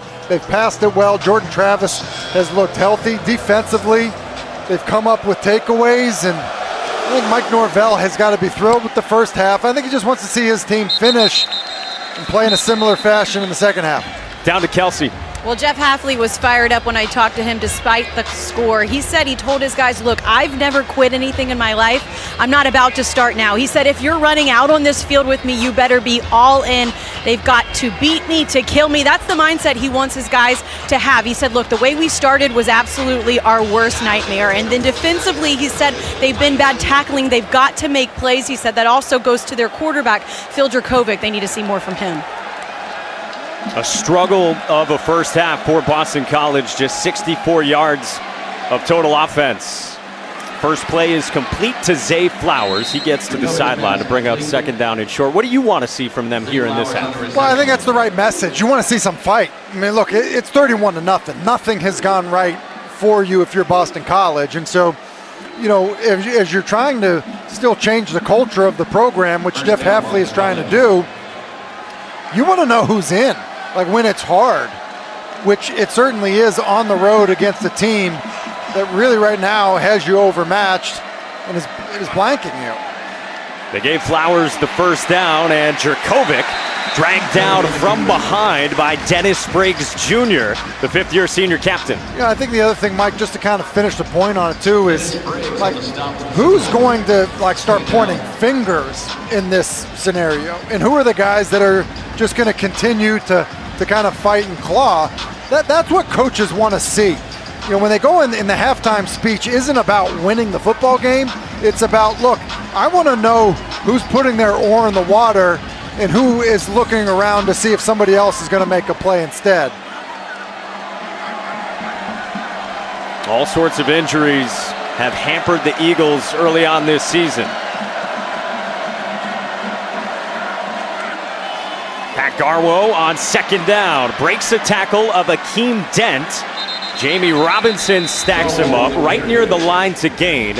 A 10-yard run for Garwo, and it moves the sticks. Yeah, and look, you know, BC, saw earlier, did a pretty good job in pass protection. Now Garwo is able to find a crease. And, one thing we know for sure, we've seen it, they're good backs at BC. Pat Garwo has been a nice player, but he also is the type of back that needs a little bit of room to get going, like most backs. That was one of the few times he had some room. When we talked with John McNulty, the offensive coordinator, he talked about the proven commodities, a Garwo, a Jurkovic, a Flowers, George Takis, the tight end, who needed to make plays. Garwo ran free from Kalen DeLoach, who was suddenly right in the backfield. A couple of yards there for Garwo. Yeah, DeLoach is coming on a pressure, and BC actually does a decent job of just clipping enough of him to get Garwo started. And BC actually having a little bit of success running the football. We haven't called George Takis' name in this ballgame. Doesn't have a reception. The tight end, the Notre Dame transfer, who's had a couple of big games within these first three for BC.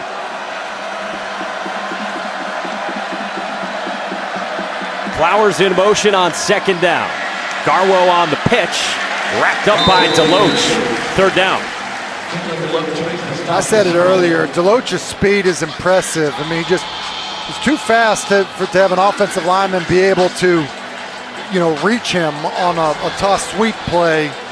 And then he does a good job of kind of running the alley a bit, able to get to the back. And now you got a third and long known passing situation. And pass protection's been an issue all night.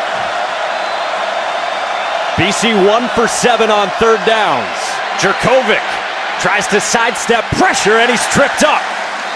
Derek McClendon swiped at the ankles, and it brings up fourth down and 4. And it's a great effort by McClendon because he doesn't get there right away. Look at McClendon at the top of the screen, and then just look at the pursuit to the quarterback selling out to get him down. If he doesn't get him, Jurkovic's probably able to rush for the first down. And so, when you have talent that is playing hard, you're tough to beat defensively. McClendon's talented and playing hard there, gets to the quarterback. This guy who played the most snaps in his career last week with the Jared Verse injury. A fair catch demonstrably signaled from Micah Pittman. 4 minutes into the third quarter.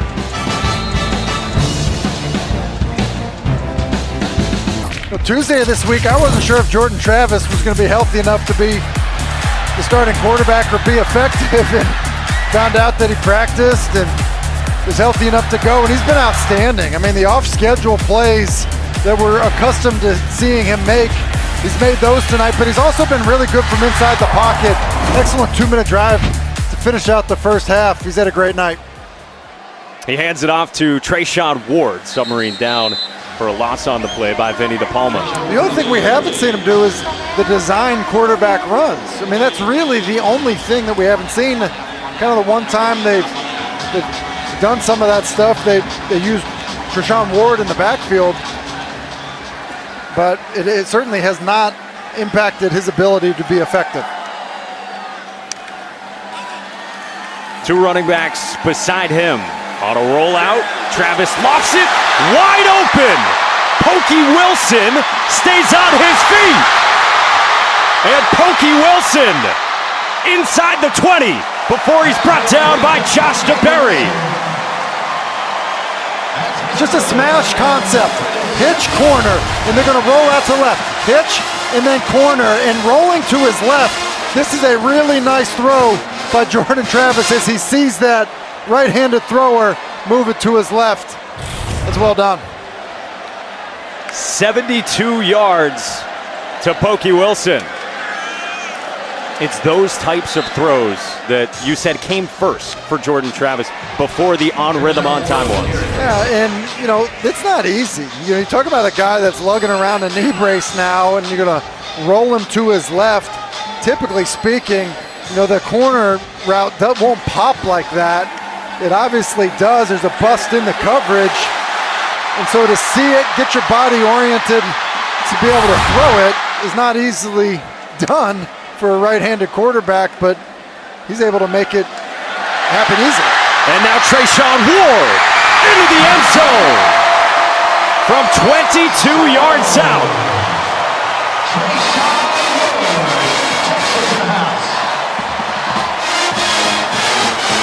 Trayshawn Ward, you know, you said it earlier, Mike, it's like the stable of backs, one after the next, and you can say, well, hey, what does that guy do better than the other guy? And like, they're all good. You know, they all have good balance, good power.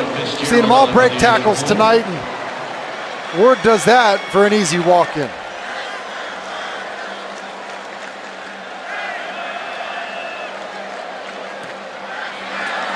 Off the upright, and Ryan Fitzgerald with a misfire. Extra point attempt is no good. And that's about the only thing that has gone wrong for Florida State tonight. That is the only thing, because Jordan Travis has them rolling. Starts off the second half the way he finished the first half. Great throw on the corner route to Pokey Wilson, and then an easy walk-in score for Trayshawn Ward. Couple of the Florida State players, they said it after the LSU win. It means that Florida State is back. Everything they have shown tonight, cementing that case, and I think they wanted Pokey to take it to the house. I think so. Duggan's the wide receiver coach. Let Pokey know he thinks he got caught from behind, but I don't know. I mean, when you have a couple cuts and pursuits coming, I don't know that it counts as getting caught from behind. And how about Jordan Travis? Already has 321 yards through the air, and you know, for a guy who's seen it as more of a threat as a runner, I think turning some heads with how he's passed the football. Mike Norvell said to us this week on Thursday that he thought Jordan Travis would start this game. And he said, I don't think there's going to be any limitations either for Jordan. Which, okay, seeing the play last week against Louisville where he was injured, I would not have thought that was going to be the case. But he's obviously a tough kid and a tough competitor, and does a really good job. Here's the play a week ago, is trying to throw the football away and just gets rolled up on from behind, and I think it was pretty clear, like right away he grabs for it and knew he was injured. And so from that to how he's played tonight, the two very different looks for Jordan Travis. Well covered by Florida State on first down, incomplete in the direction of Zay Flowers. Yeah, and that was a throwback screen. We saw him run a couple weeks ago against Virginia Tech, just trying to get Zay Flowers a touch, and something they've put on tape. Florida State has seen it. They're there, and Jurkovic's just got to throw it in the dirt. 10 targets for Zay Flowers, but just the 30 yards through the air for the star wideout. Jurkovic finds his man. Jaden Williams plunges toward the first down line. It'll be 3rd down and 1 for Boston College. And if you're BC again, the score is not what you're concerned about. What you're looking for, if you're Jeff Hafley or John McNulty, is you're looking for guys they're going to show up and play hard. 3rd and 1, call a run play, see if you can get movement, see what guys up front want to improve. After 9 yards to Jalen Gill, 3rd down and 1 for John McNulty and this BC offense. Jurkovic across the middle. It's Flowers for a first down. Run out by Brendan Gant on a gain of 10. It kind of shows you the state of the BC offense. 3rd and 1, and they end up throwing the football, and you get Zay Flowers on a shallow cross, who's really the 3rd option in the route combination, working tight end, running back Broom, and then comes to Flowers with a good running catch.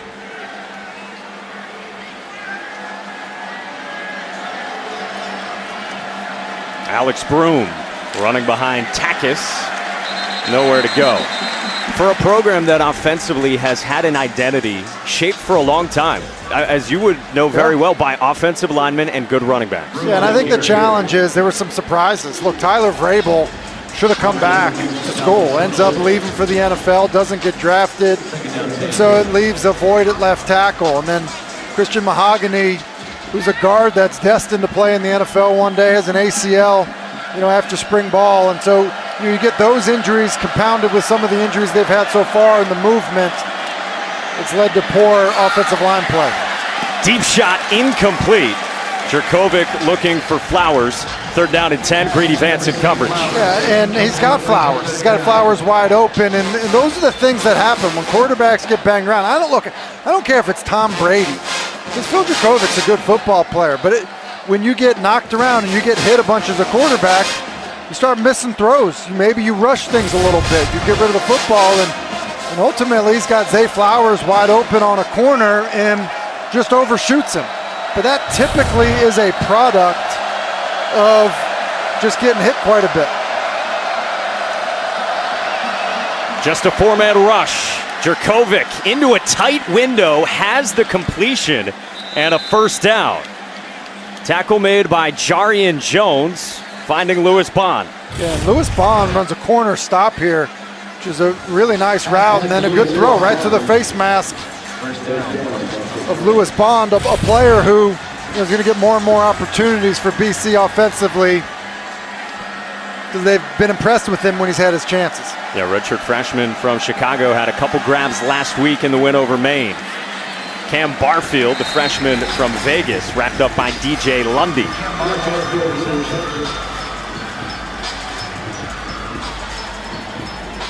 I mean, for guys like Jurkovic and Flowers who decided to come back, there's obvious frustration that goes into this start to the season and all the adversity this program has endured. Yeah, and I don't think you can second guess your decision to come back when, look, Phil Jurkovic dealt with a hand-wrist injury a year ago. It affected his play. So I think playing more football was going to be a good thing for him in his future. Similar thing for Zay Flowers, an opportunity to kind of have more opportunities with the ball in your hand. And so, look, I don't think you can ever look back at decisions to return to school just because there's some injuries around you and the season maybe hasn't gone the way you would have hoped. So, look, I think there's obvious frustration. At the same time, I think both guys made the right decision. 9th play of the drive coming up for Boston College. 3rd down and 2 in plus territory. Garwo has the first down and moves the sticks inside the 35. You know, we got a drive here, and Florida State's defense has been on the field for a little bit, but like, I've really been impressed with their caliber of athletes, the buy-in, the depth that they've developed, how hard they play. It's a couple years in a row now we've been able to see them live, and the strides that they've made defensively have been really impressive. Look, I understand the issues BC's had offensively. We got a shutout going right now. Yeah. Like, I don't care, you know, what kind of football you're playing. It's hard to do that. And look, I think that they've done a nice job of coaching these players, adding players through the portal, as well as recruiting players Boston College to be more competitive than they've been in recent years defensively. Play clock was winding down, so a Boston College timeout with the Eagles driving in the third. Jordan Travis thanking the big fellas, having fun with that group. Got a career high in passing yards, and Florida State with a 37-0 lead on Boston College.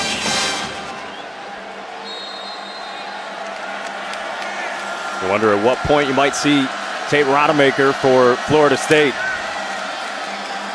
Out of the timeout, Phil Jerkovic finds George Takis for the first time. The Notre Dame transfer tight end we mentioned. He's got a first down. Finally able to get him the football. A little move the pocket play action. A bit of a misdirection too on the release by Takis. And look, those are the things that they are trying to do to get him involved. And you know, John McNulty told us basically, look, Zay Flowers, so 4 and 80 need to be involved, and he's been a good player for them since arriving at the Heights, and just not able to be enough of the plan so far tonight. How about Zay Flowers in the backfield? And Zay Flowers throwing to the end zone for Gill and broken up. Flag down in the end zone. They just kind of ran out of room. Gill does a good job of fighting back through contact. Derek McClendon is down for the Noles.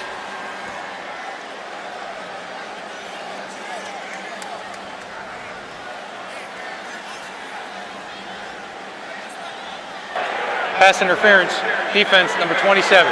15-yard penalty, first down. On Akeem Dent, the safety.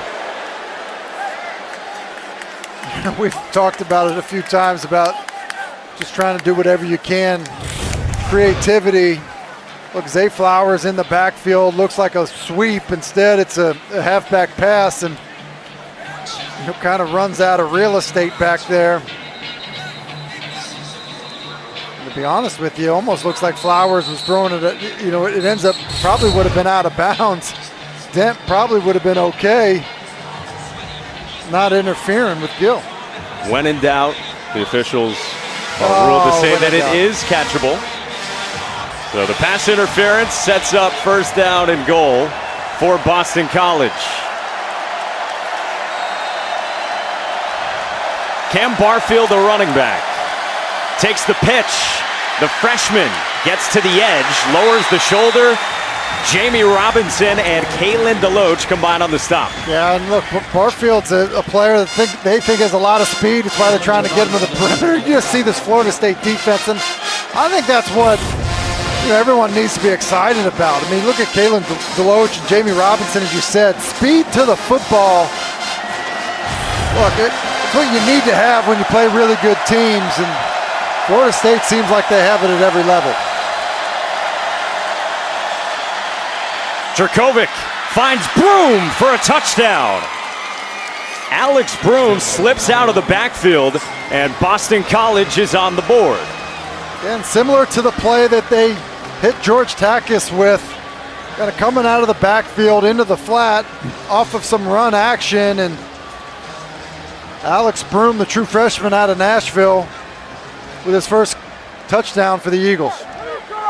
How about the name Jeff Hafley said to us on the field pregame? I see a little bit of Dion Lewis from Hafley's pit days, he said.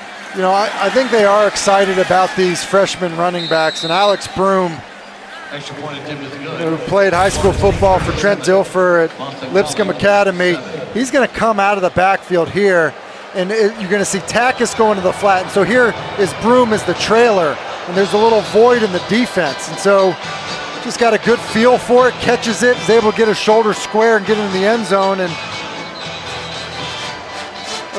he is a good player. That was an interesting comparison. But what's interesting about Broome is, he's not a super big guy, 5'8", 185, but he's got some muscle to him, got some power to him. He's extremely smart. He's a very smart football player, and I think that's one of the reasons why he's getting an opportunity, why Cam Barfield's getting an opportunity, the elusiveness, the intelligence as freshmen to be able to come in and pick up some of the things that they're going to ask you to do in pass protection, able to do that. And that gets floated inside of the 40 and handled by Marquiston Douglas for Florida State. And, you mentioned, hey, will we see Tate Rodemaker? Look, I actually think it's time, knowing how coaches are, Mike, there's another drive here for Jordan Travis, I would think. And 3:31 to go in the third. And I stand corrected, to be honest with you. And look, I like this move. I thought Tate Rodemaker got better as the game went on last week, and I think getting him reps in this environment, getting him a bunch of reps because of where we are in the football game, is the right move.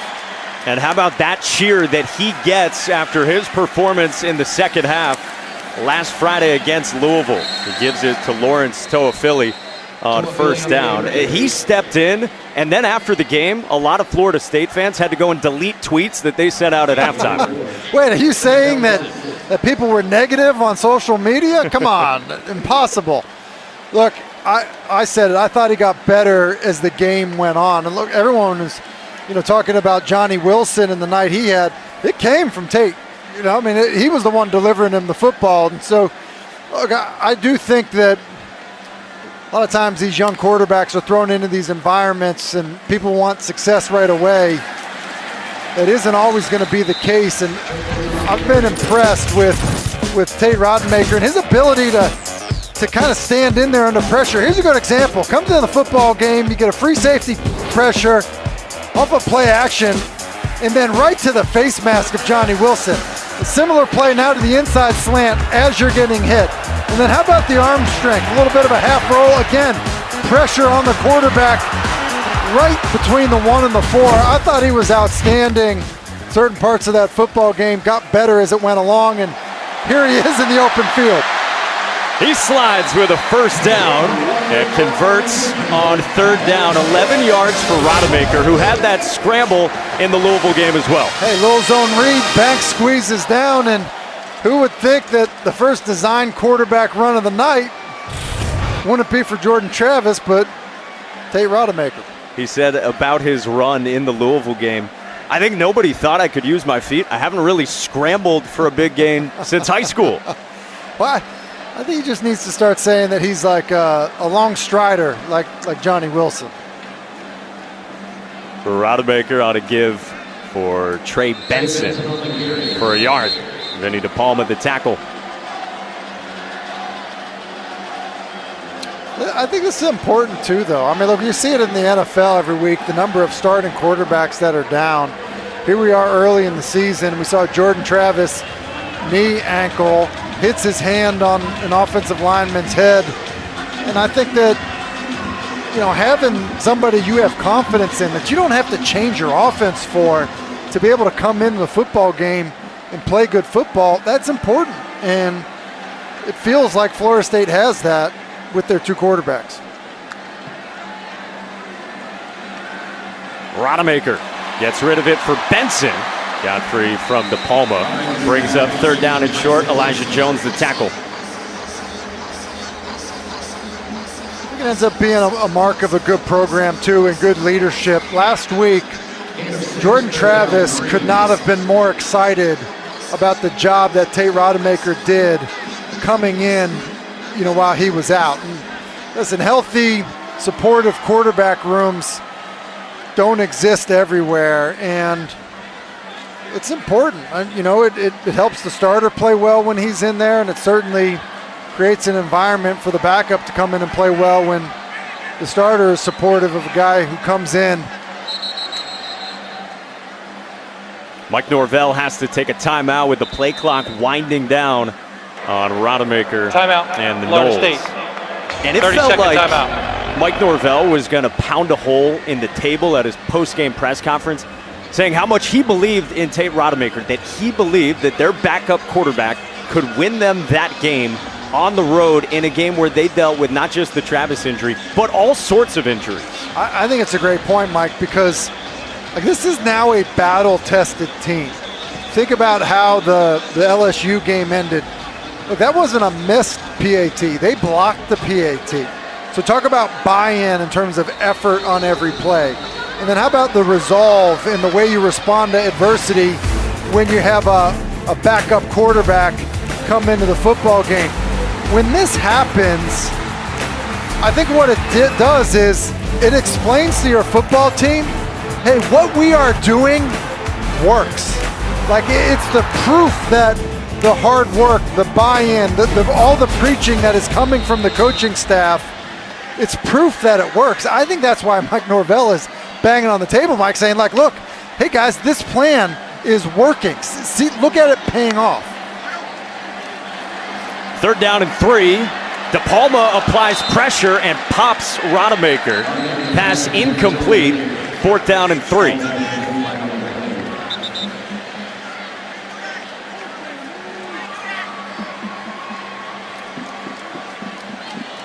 We may get offensive pass interference on a pick that Florida State was trying to set. There you go. Pass interference, offense, 15-yard penalty, 3rd down.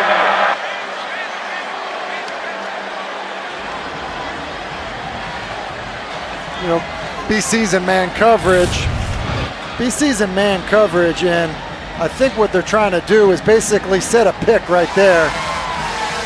Maitre is covering. Toafili's coming out of the backfield and running that interference. Look, as an offensive guy, it's more of a rub, Mike, but when you go ahead and block the guy, it's a pick. You will find no greater discrepancy between offensive minds and defensive minds than rubs and picks.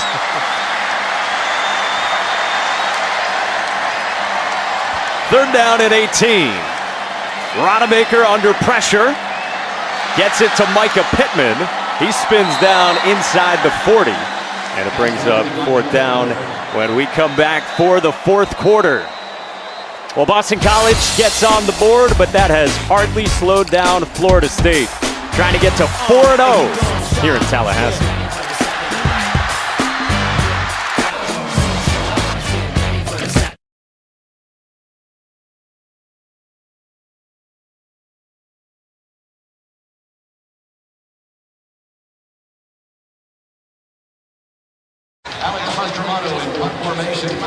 Fourth quarter starts in Tallahassee with Alex Mastromano, the redshirt sophomore punter from Australia. 100 consecutive punts without a touchback for the Noles. You just did that, didn't you?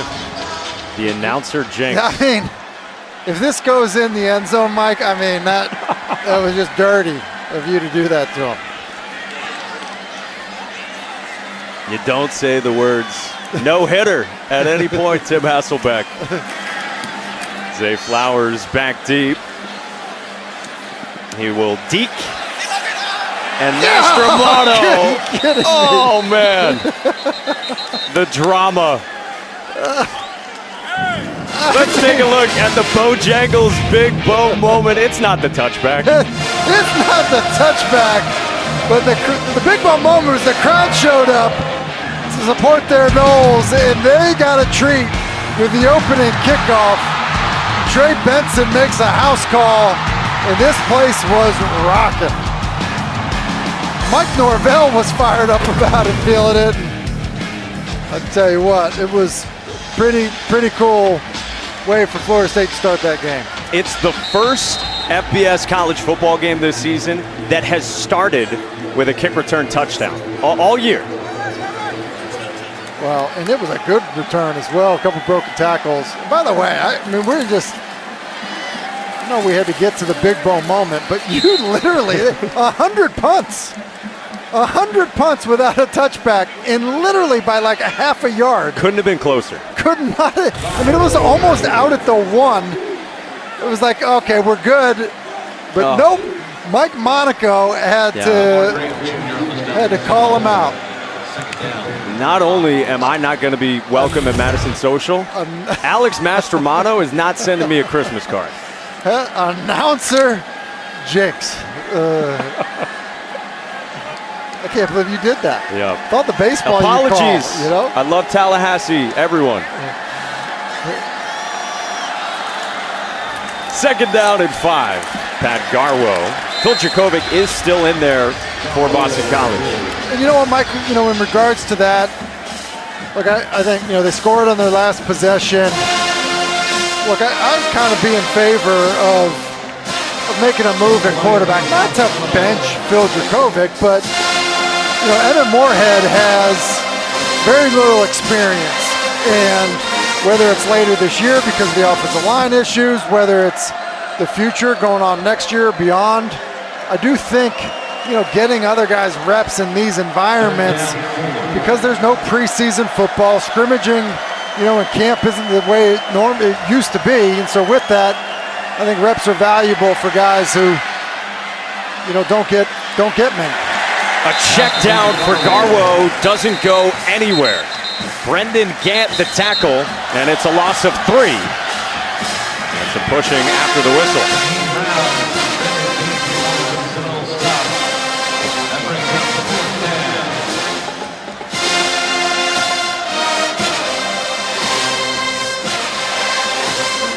You got any stats on Danny Longman? What do we got here? His long was 76. Try to stay optimistic, positive. Well, I just don't know if you had any other type of kicker, call out, like if he had a streak or something that you wanted to ruin. Flag before the most dramatic moment. A Danny Longman Ball punt. start, offense, number 13. 5-yard penalty, 4th down. How about this? Danny Longman, similar to you, he's got more than 250,000 TikTok followers. Oh, is that right? I know you love TikTok. What's the skill? Just dancing? Punting. Avoiding touchbacks. Really? I feel like that's a lot of TikTok followers for a punter. His first year handling the punting duties. He won it in camp. A fair catch from Micah Pittman at the 39-yard line. A punt of 42 early on in the 4th.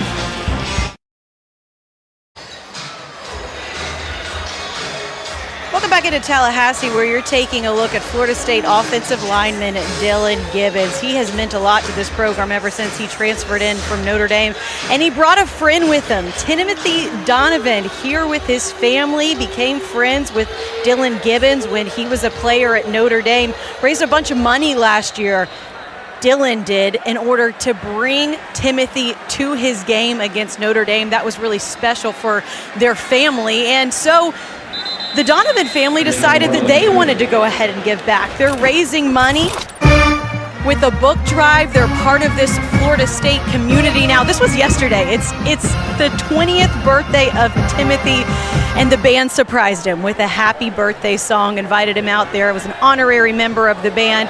And then today on the Legacy Walk, they had a birthday cake for him, and fans able to stop by the tailgate there and spend some time with him at the Big Man, Big Heart, which is the foundation and the movement, the campaign that Dylan has started, you guys. Really just a way to take his NIL opportunities and use it for something better.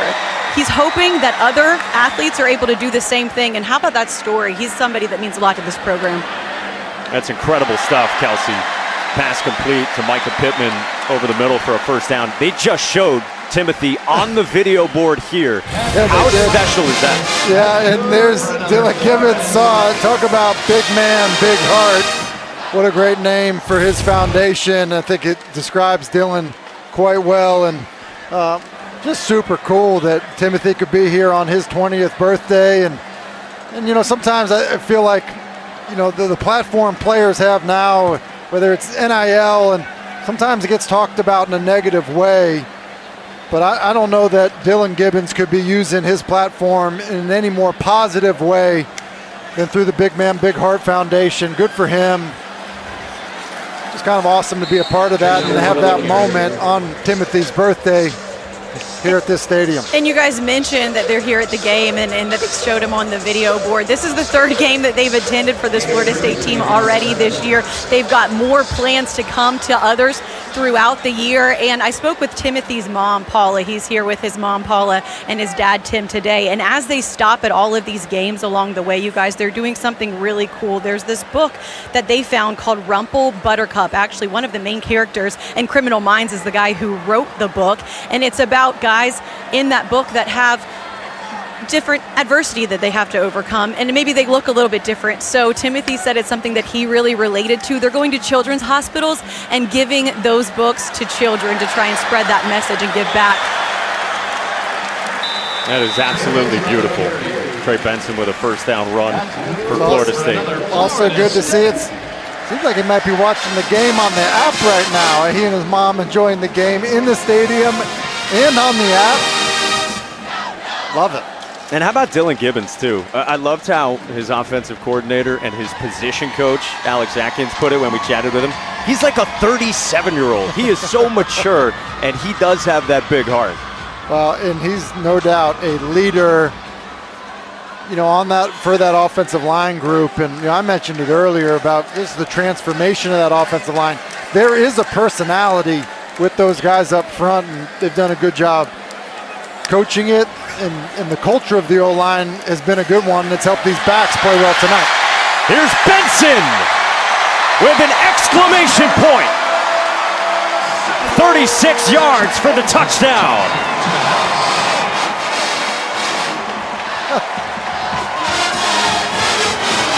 Dylan Gibbons not in the game. They got some reserves in the game up front, but still playing well enough to create a huge hole for Trey Benson. And we talked about the speed earlier. You saw it once again. His third touchdown of the night for the Seminoles.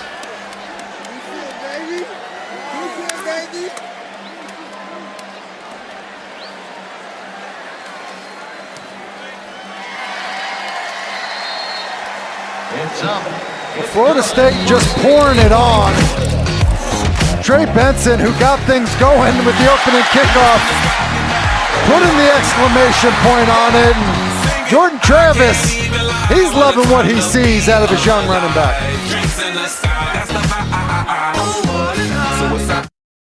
More than 500 yards of total offense for Florida State, and they've had chunk plays all over the place from this offense. I mean, explosive. The different players that can get you chunk plays. And look, we've seen the speed out of the backs. I mean, we've seen Pittman on some of these wide receiver screens. Yeah, Williamson started the game making a bunch of big plays. We obviously saw Johnny Wilson last week do it. Pokey Wilson's made some big plays. So the balance that they've had offensively has been impressive. And the defense as well. Hakeem Dent was telling us all week, we want shutouts. That's what he reiterated to our crew.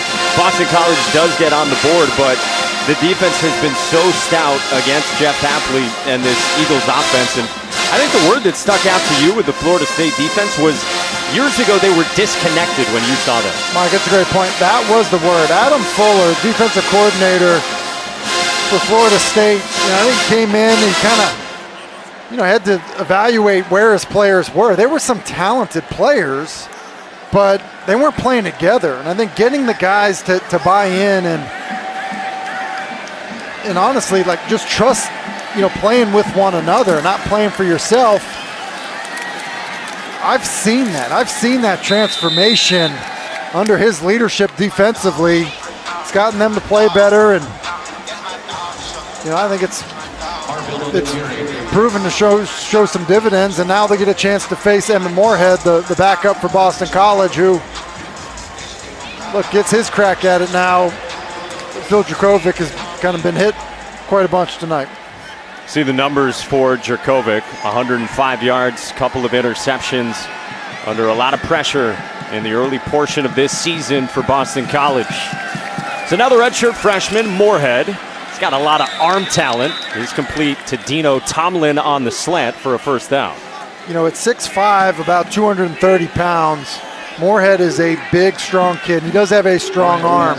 You know, his issue, he just hadn't played a ton of quarterback. You know, just, you know, kind of kids this age, and you think back to COVID season and missing spring practices and all of those different factors, you know, can kind of stunt your growth a little bit. And so being able to play, even in a blowout scenario like this, are valuable reps for a young quarterback. Nice tackle made by Josh Farmer, the redshirt freshman nose tackle who backs up Robert Cooper.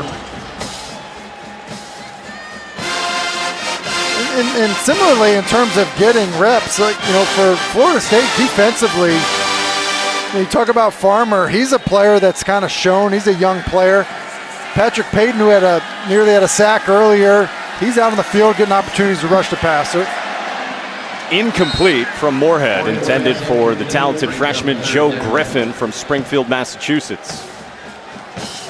And I think, you know, Farmer, he's a guy who, because of multiple injuries at defensive tackle, he's shown good quickness. You know, Patrick Payton, who I mentioned earlier, 56, he just applied pressure, you know, right there on Moorhead. And look, I think that the depth that's starting to be developed here in terms of the talent, and then how it's being coached, is another way that this defense will improve. Incomplete for Lewis Bond. Brings up 4th down and 10. And listen, and that's Sam McCall, a true freshman corner, who had the ball thrown his way. Check the marker. Holding defense number 1, 10-yard penalty, first down. Jarquez McClellan, 6th-year senior safety.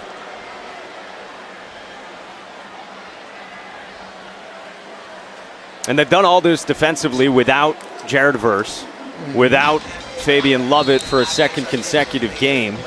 We saw Lovett with a boot on and on crutches at practice yesterday. Remember, it was the last minute of that LSU game when he got injured. Nice tackle made by Brendan Gant, a guy who has starred on special teams the first few games, and he keeps getting more opportunities at linebacker as well, a new position for him. Well, it's a new position for him. He played safety. A lot of times, you know, you tell a safety to come down and play linebacker. They're maybe not totally sure, but you play downhill like that, might find your way on the field quite a bit. 2nd down and 10 for Emmett Moorhead and the Eagles. Incomplete for Cam Barfield. 3rd down. You know, but it's a good example just to go back to Brendan Gant and the play that he just made. And you talk about, hey, you know, they played on special teams. I thought that was the other thing that kind of showed up in our conversations with the Florida State coaching staff, is they were referencing, well, this guy's played well on special teams. He's going to get some more opportunities. There clearly seems to be kind of an understanding across the board about how guys are contributing to this football team. Moorhead under pressure, and he slides down. Loses a couple. Gant was in pursuit. 4th down. Yeah, and there's Gant once again, that speed. And, you know, Moorhead's escaping outside the pocket, and the pursuit from Gant, it kind of shows you sometimes the way you hustle on a kickoff team or a punt team, you know, maybe ends up translating and giving you some opportunities to play defensively as well. Sam Candotti, the backup punter, will come on for Boston College. Skies one back at Micah Pittman, and it takes a BC hop inside the 10. With just over 6 minutes to go in the 4th quarter in Tallahassee.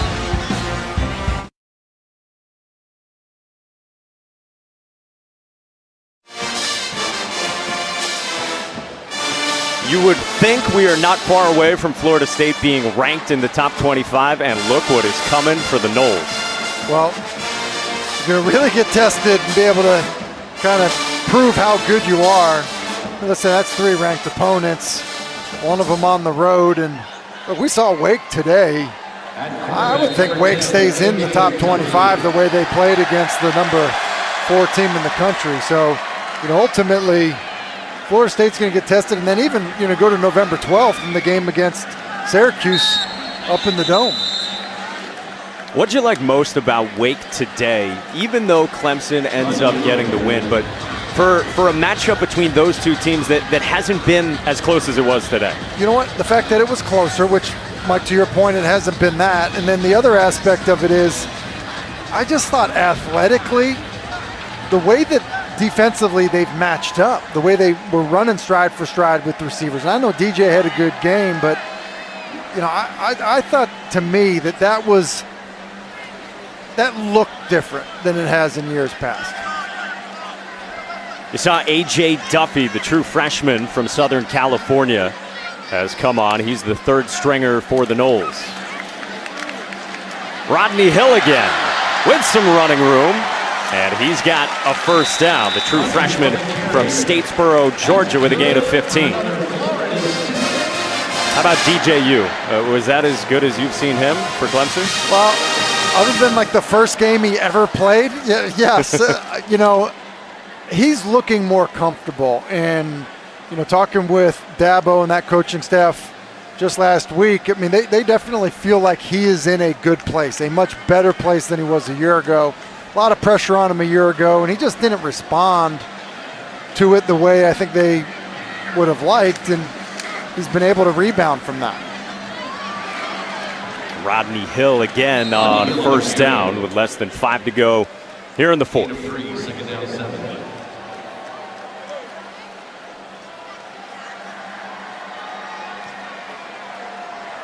They packed this place. It was some kind of scene on a Saturday night. And, from the moment we landed in Tallahassee, it just seemed like everybody you walked past was like, hey, you in town for the game? I mean, that was definitely the feeling. I thought the coaching staff for Florida State was excited about it. Both Mike Norvell, Adam Fuller, guys we talked to on the field before the game, they were talking about what the environment was going to be like, and it definitely delivered. The flag flies pre-snap. False start, offense, number 64, 5-yard penalty, 2nd down. You had barely sat down in the Uber last night. You here for the game, and you went undetected. Guys all over it. Yeah, I mean, how'd I go undetected? How do you think that happened? I mean, it's because you jumped in the back so quickly that gave it away. They're gonna, hey, aren't you that guy that calls those NHL games? Backs up Florida State, 2nd down and 12.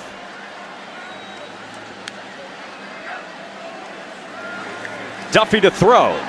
Takes a shot downfield and incomplete in the direction of Deuce Spann, the Illinois transfer.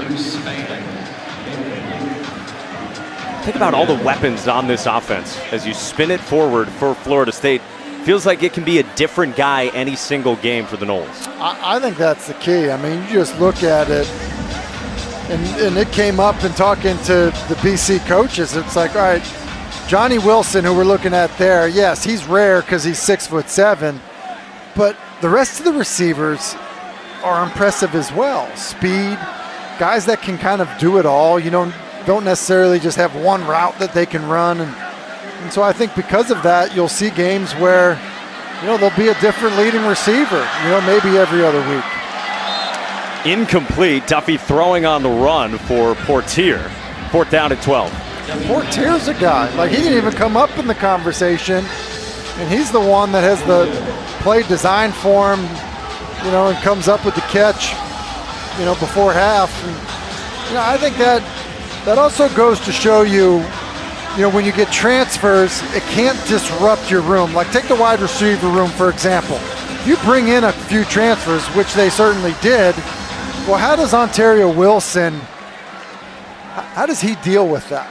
And, I think creating trust and buy-in and being honest with guys and letting it really be a true competition, allows for the position groups to really improve. Fair catch inside the 30. Hey, when we come back, Kelsey's got a story about Johnny Wilson's phone. Welcome back out to Tallahassee, and after last week, all of these Seminoles fans talking about Johnny Wilson. Had 2 touchdowns and 149 yards last week. Only had 2 catches this week. It doesn't matter. Still out here having fun. And listen, if you wanted to text Johnny Wilson after last week, telling him how great he was or had anything to say to him after this game, don't bother. We talked to him, and he said, yes, my phone was blowing up after last week. So, guys, what did he do? He woke up the next morning and changed his phone number. He said he doesn't need the outside noise. He said his couple of years that he spent at Arizona State, they were tough. Coming out of high school, you're highly recruited. Everybody wants to tell you how great you are. And then for a couple of years, you don't really hear from anybody. He said he has set the standard for himself. He does not want to hear the outside noise. So much so that his quarterback, Jordan Travis, was texting him, calling him throughout the week. And Jordan's like, his phone kept going through green. I finally had to send him a Snapchat and say, hey, what's going on, man? Your phone's not working. Johnny is focused on being a part of this Florida State program and being a good teammate and doesn't care what anybody else has to say about it. So if you want to text him any advice, guys, don't do it.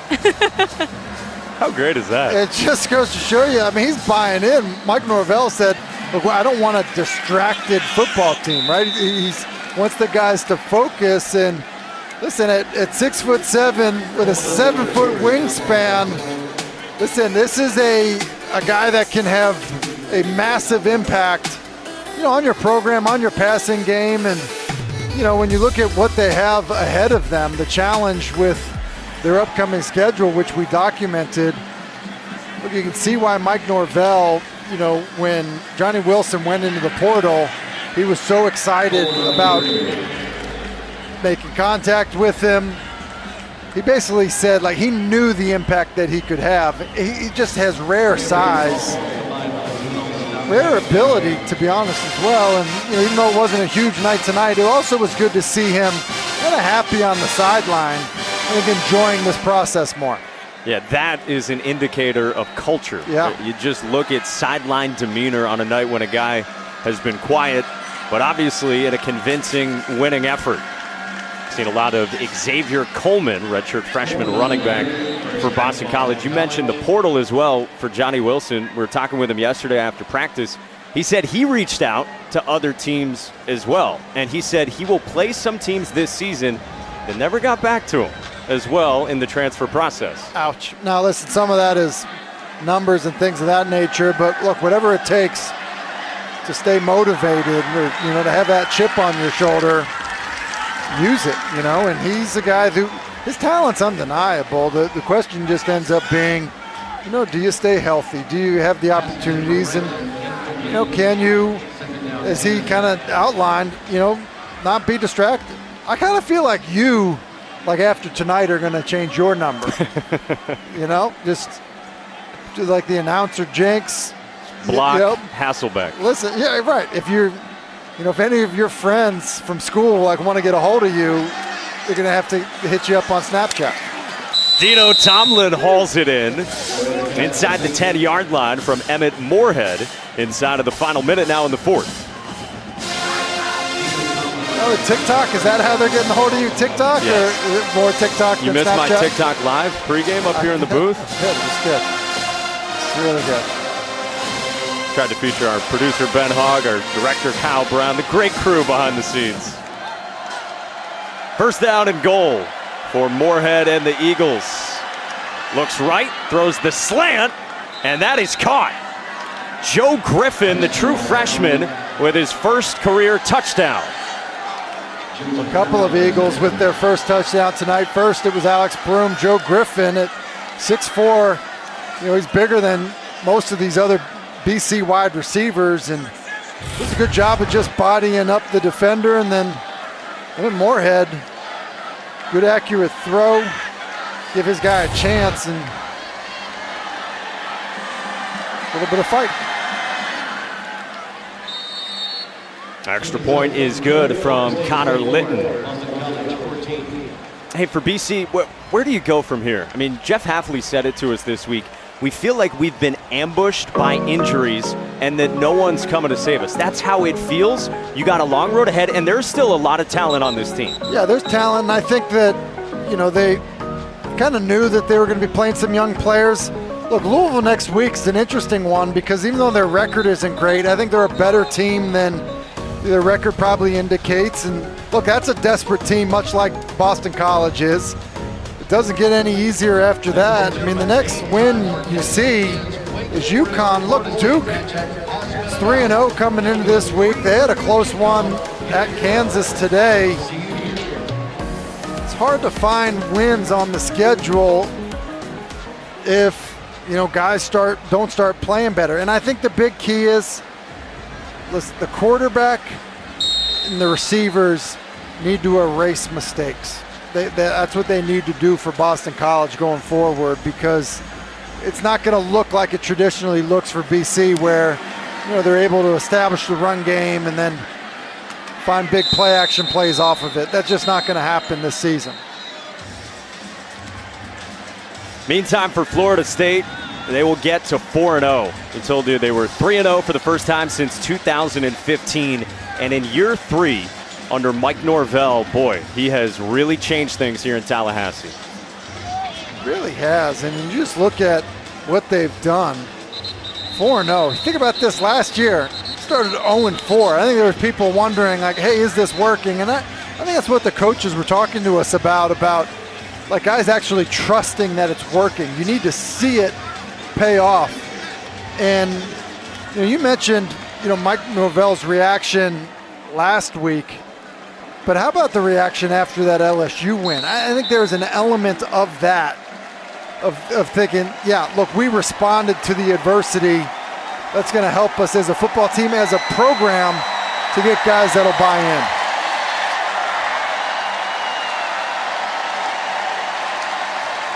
They sold out this place for the first time in some time.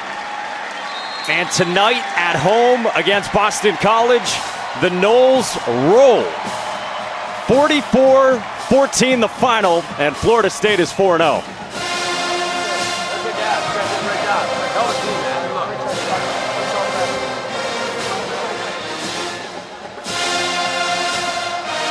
It was right from Jump Street. It really was, Mike. And I think that, Jeff Hafley said to us on the field before the game, we need to withstand that initial punch. Because I think that he just wanted to make it a game, and they weren't able to withstand that punch.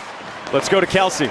Coach Norvell, congratulations. 4-0 for the first time since 2015 in front of a sellout crowd for the first time since 2015. What does this one mean? It was a great night. Incredible atmosphere. Thanks so much for all the Knoll family that came out to support our guys. We talked about wanting to have a dominant performance, and I thought that's what our guys came out, and all three faces showed up big, start to finish. I was really proud of our football team. Your quarterback went down last week, had to battle through some adversity this week to get back out there. What has Jordan Travis and his growth meant to this program? Well, he's a fighter, and ultimately, like, you look at the journey that he's had, and he just continues to work, continues to believe, continues to get better. I thought he played exceptional tonight, and all the guys around him really helped lift him up, and just proud of their performance. But Jordan's a special young man. Coach, 4-0 now. This point last year, you were 0-4, and you kept believing in these guys and this program and what you were building. What does this say about Florida State football? Well, we're continuing to work to get better every day, and ultimately we have to improve on all aspects of our program. But these guys, they believe in each other, they believe in what we're doing. We set an incredible foundation, and there's definitely great days ahead here at Florida State. Coach, congratulations. Thanks so much, and go Noles. Guys. Next up, it is Wake Forest, it is NC State, and it is Clemson. For Tim Hasselbeck, Kelsey Riggs, our entire crew, producer Ben Hung, director Kyle Brown, and the whole gang, Mike Monaco, saying so long. Coming up next, it's the ACC Huddle postgame. Florida State dominant, 44-14 over Boston College.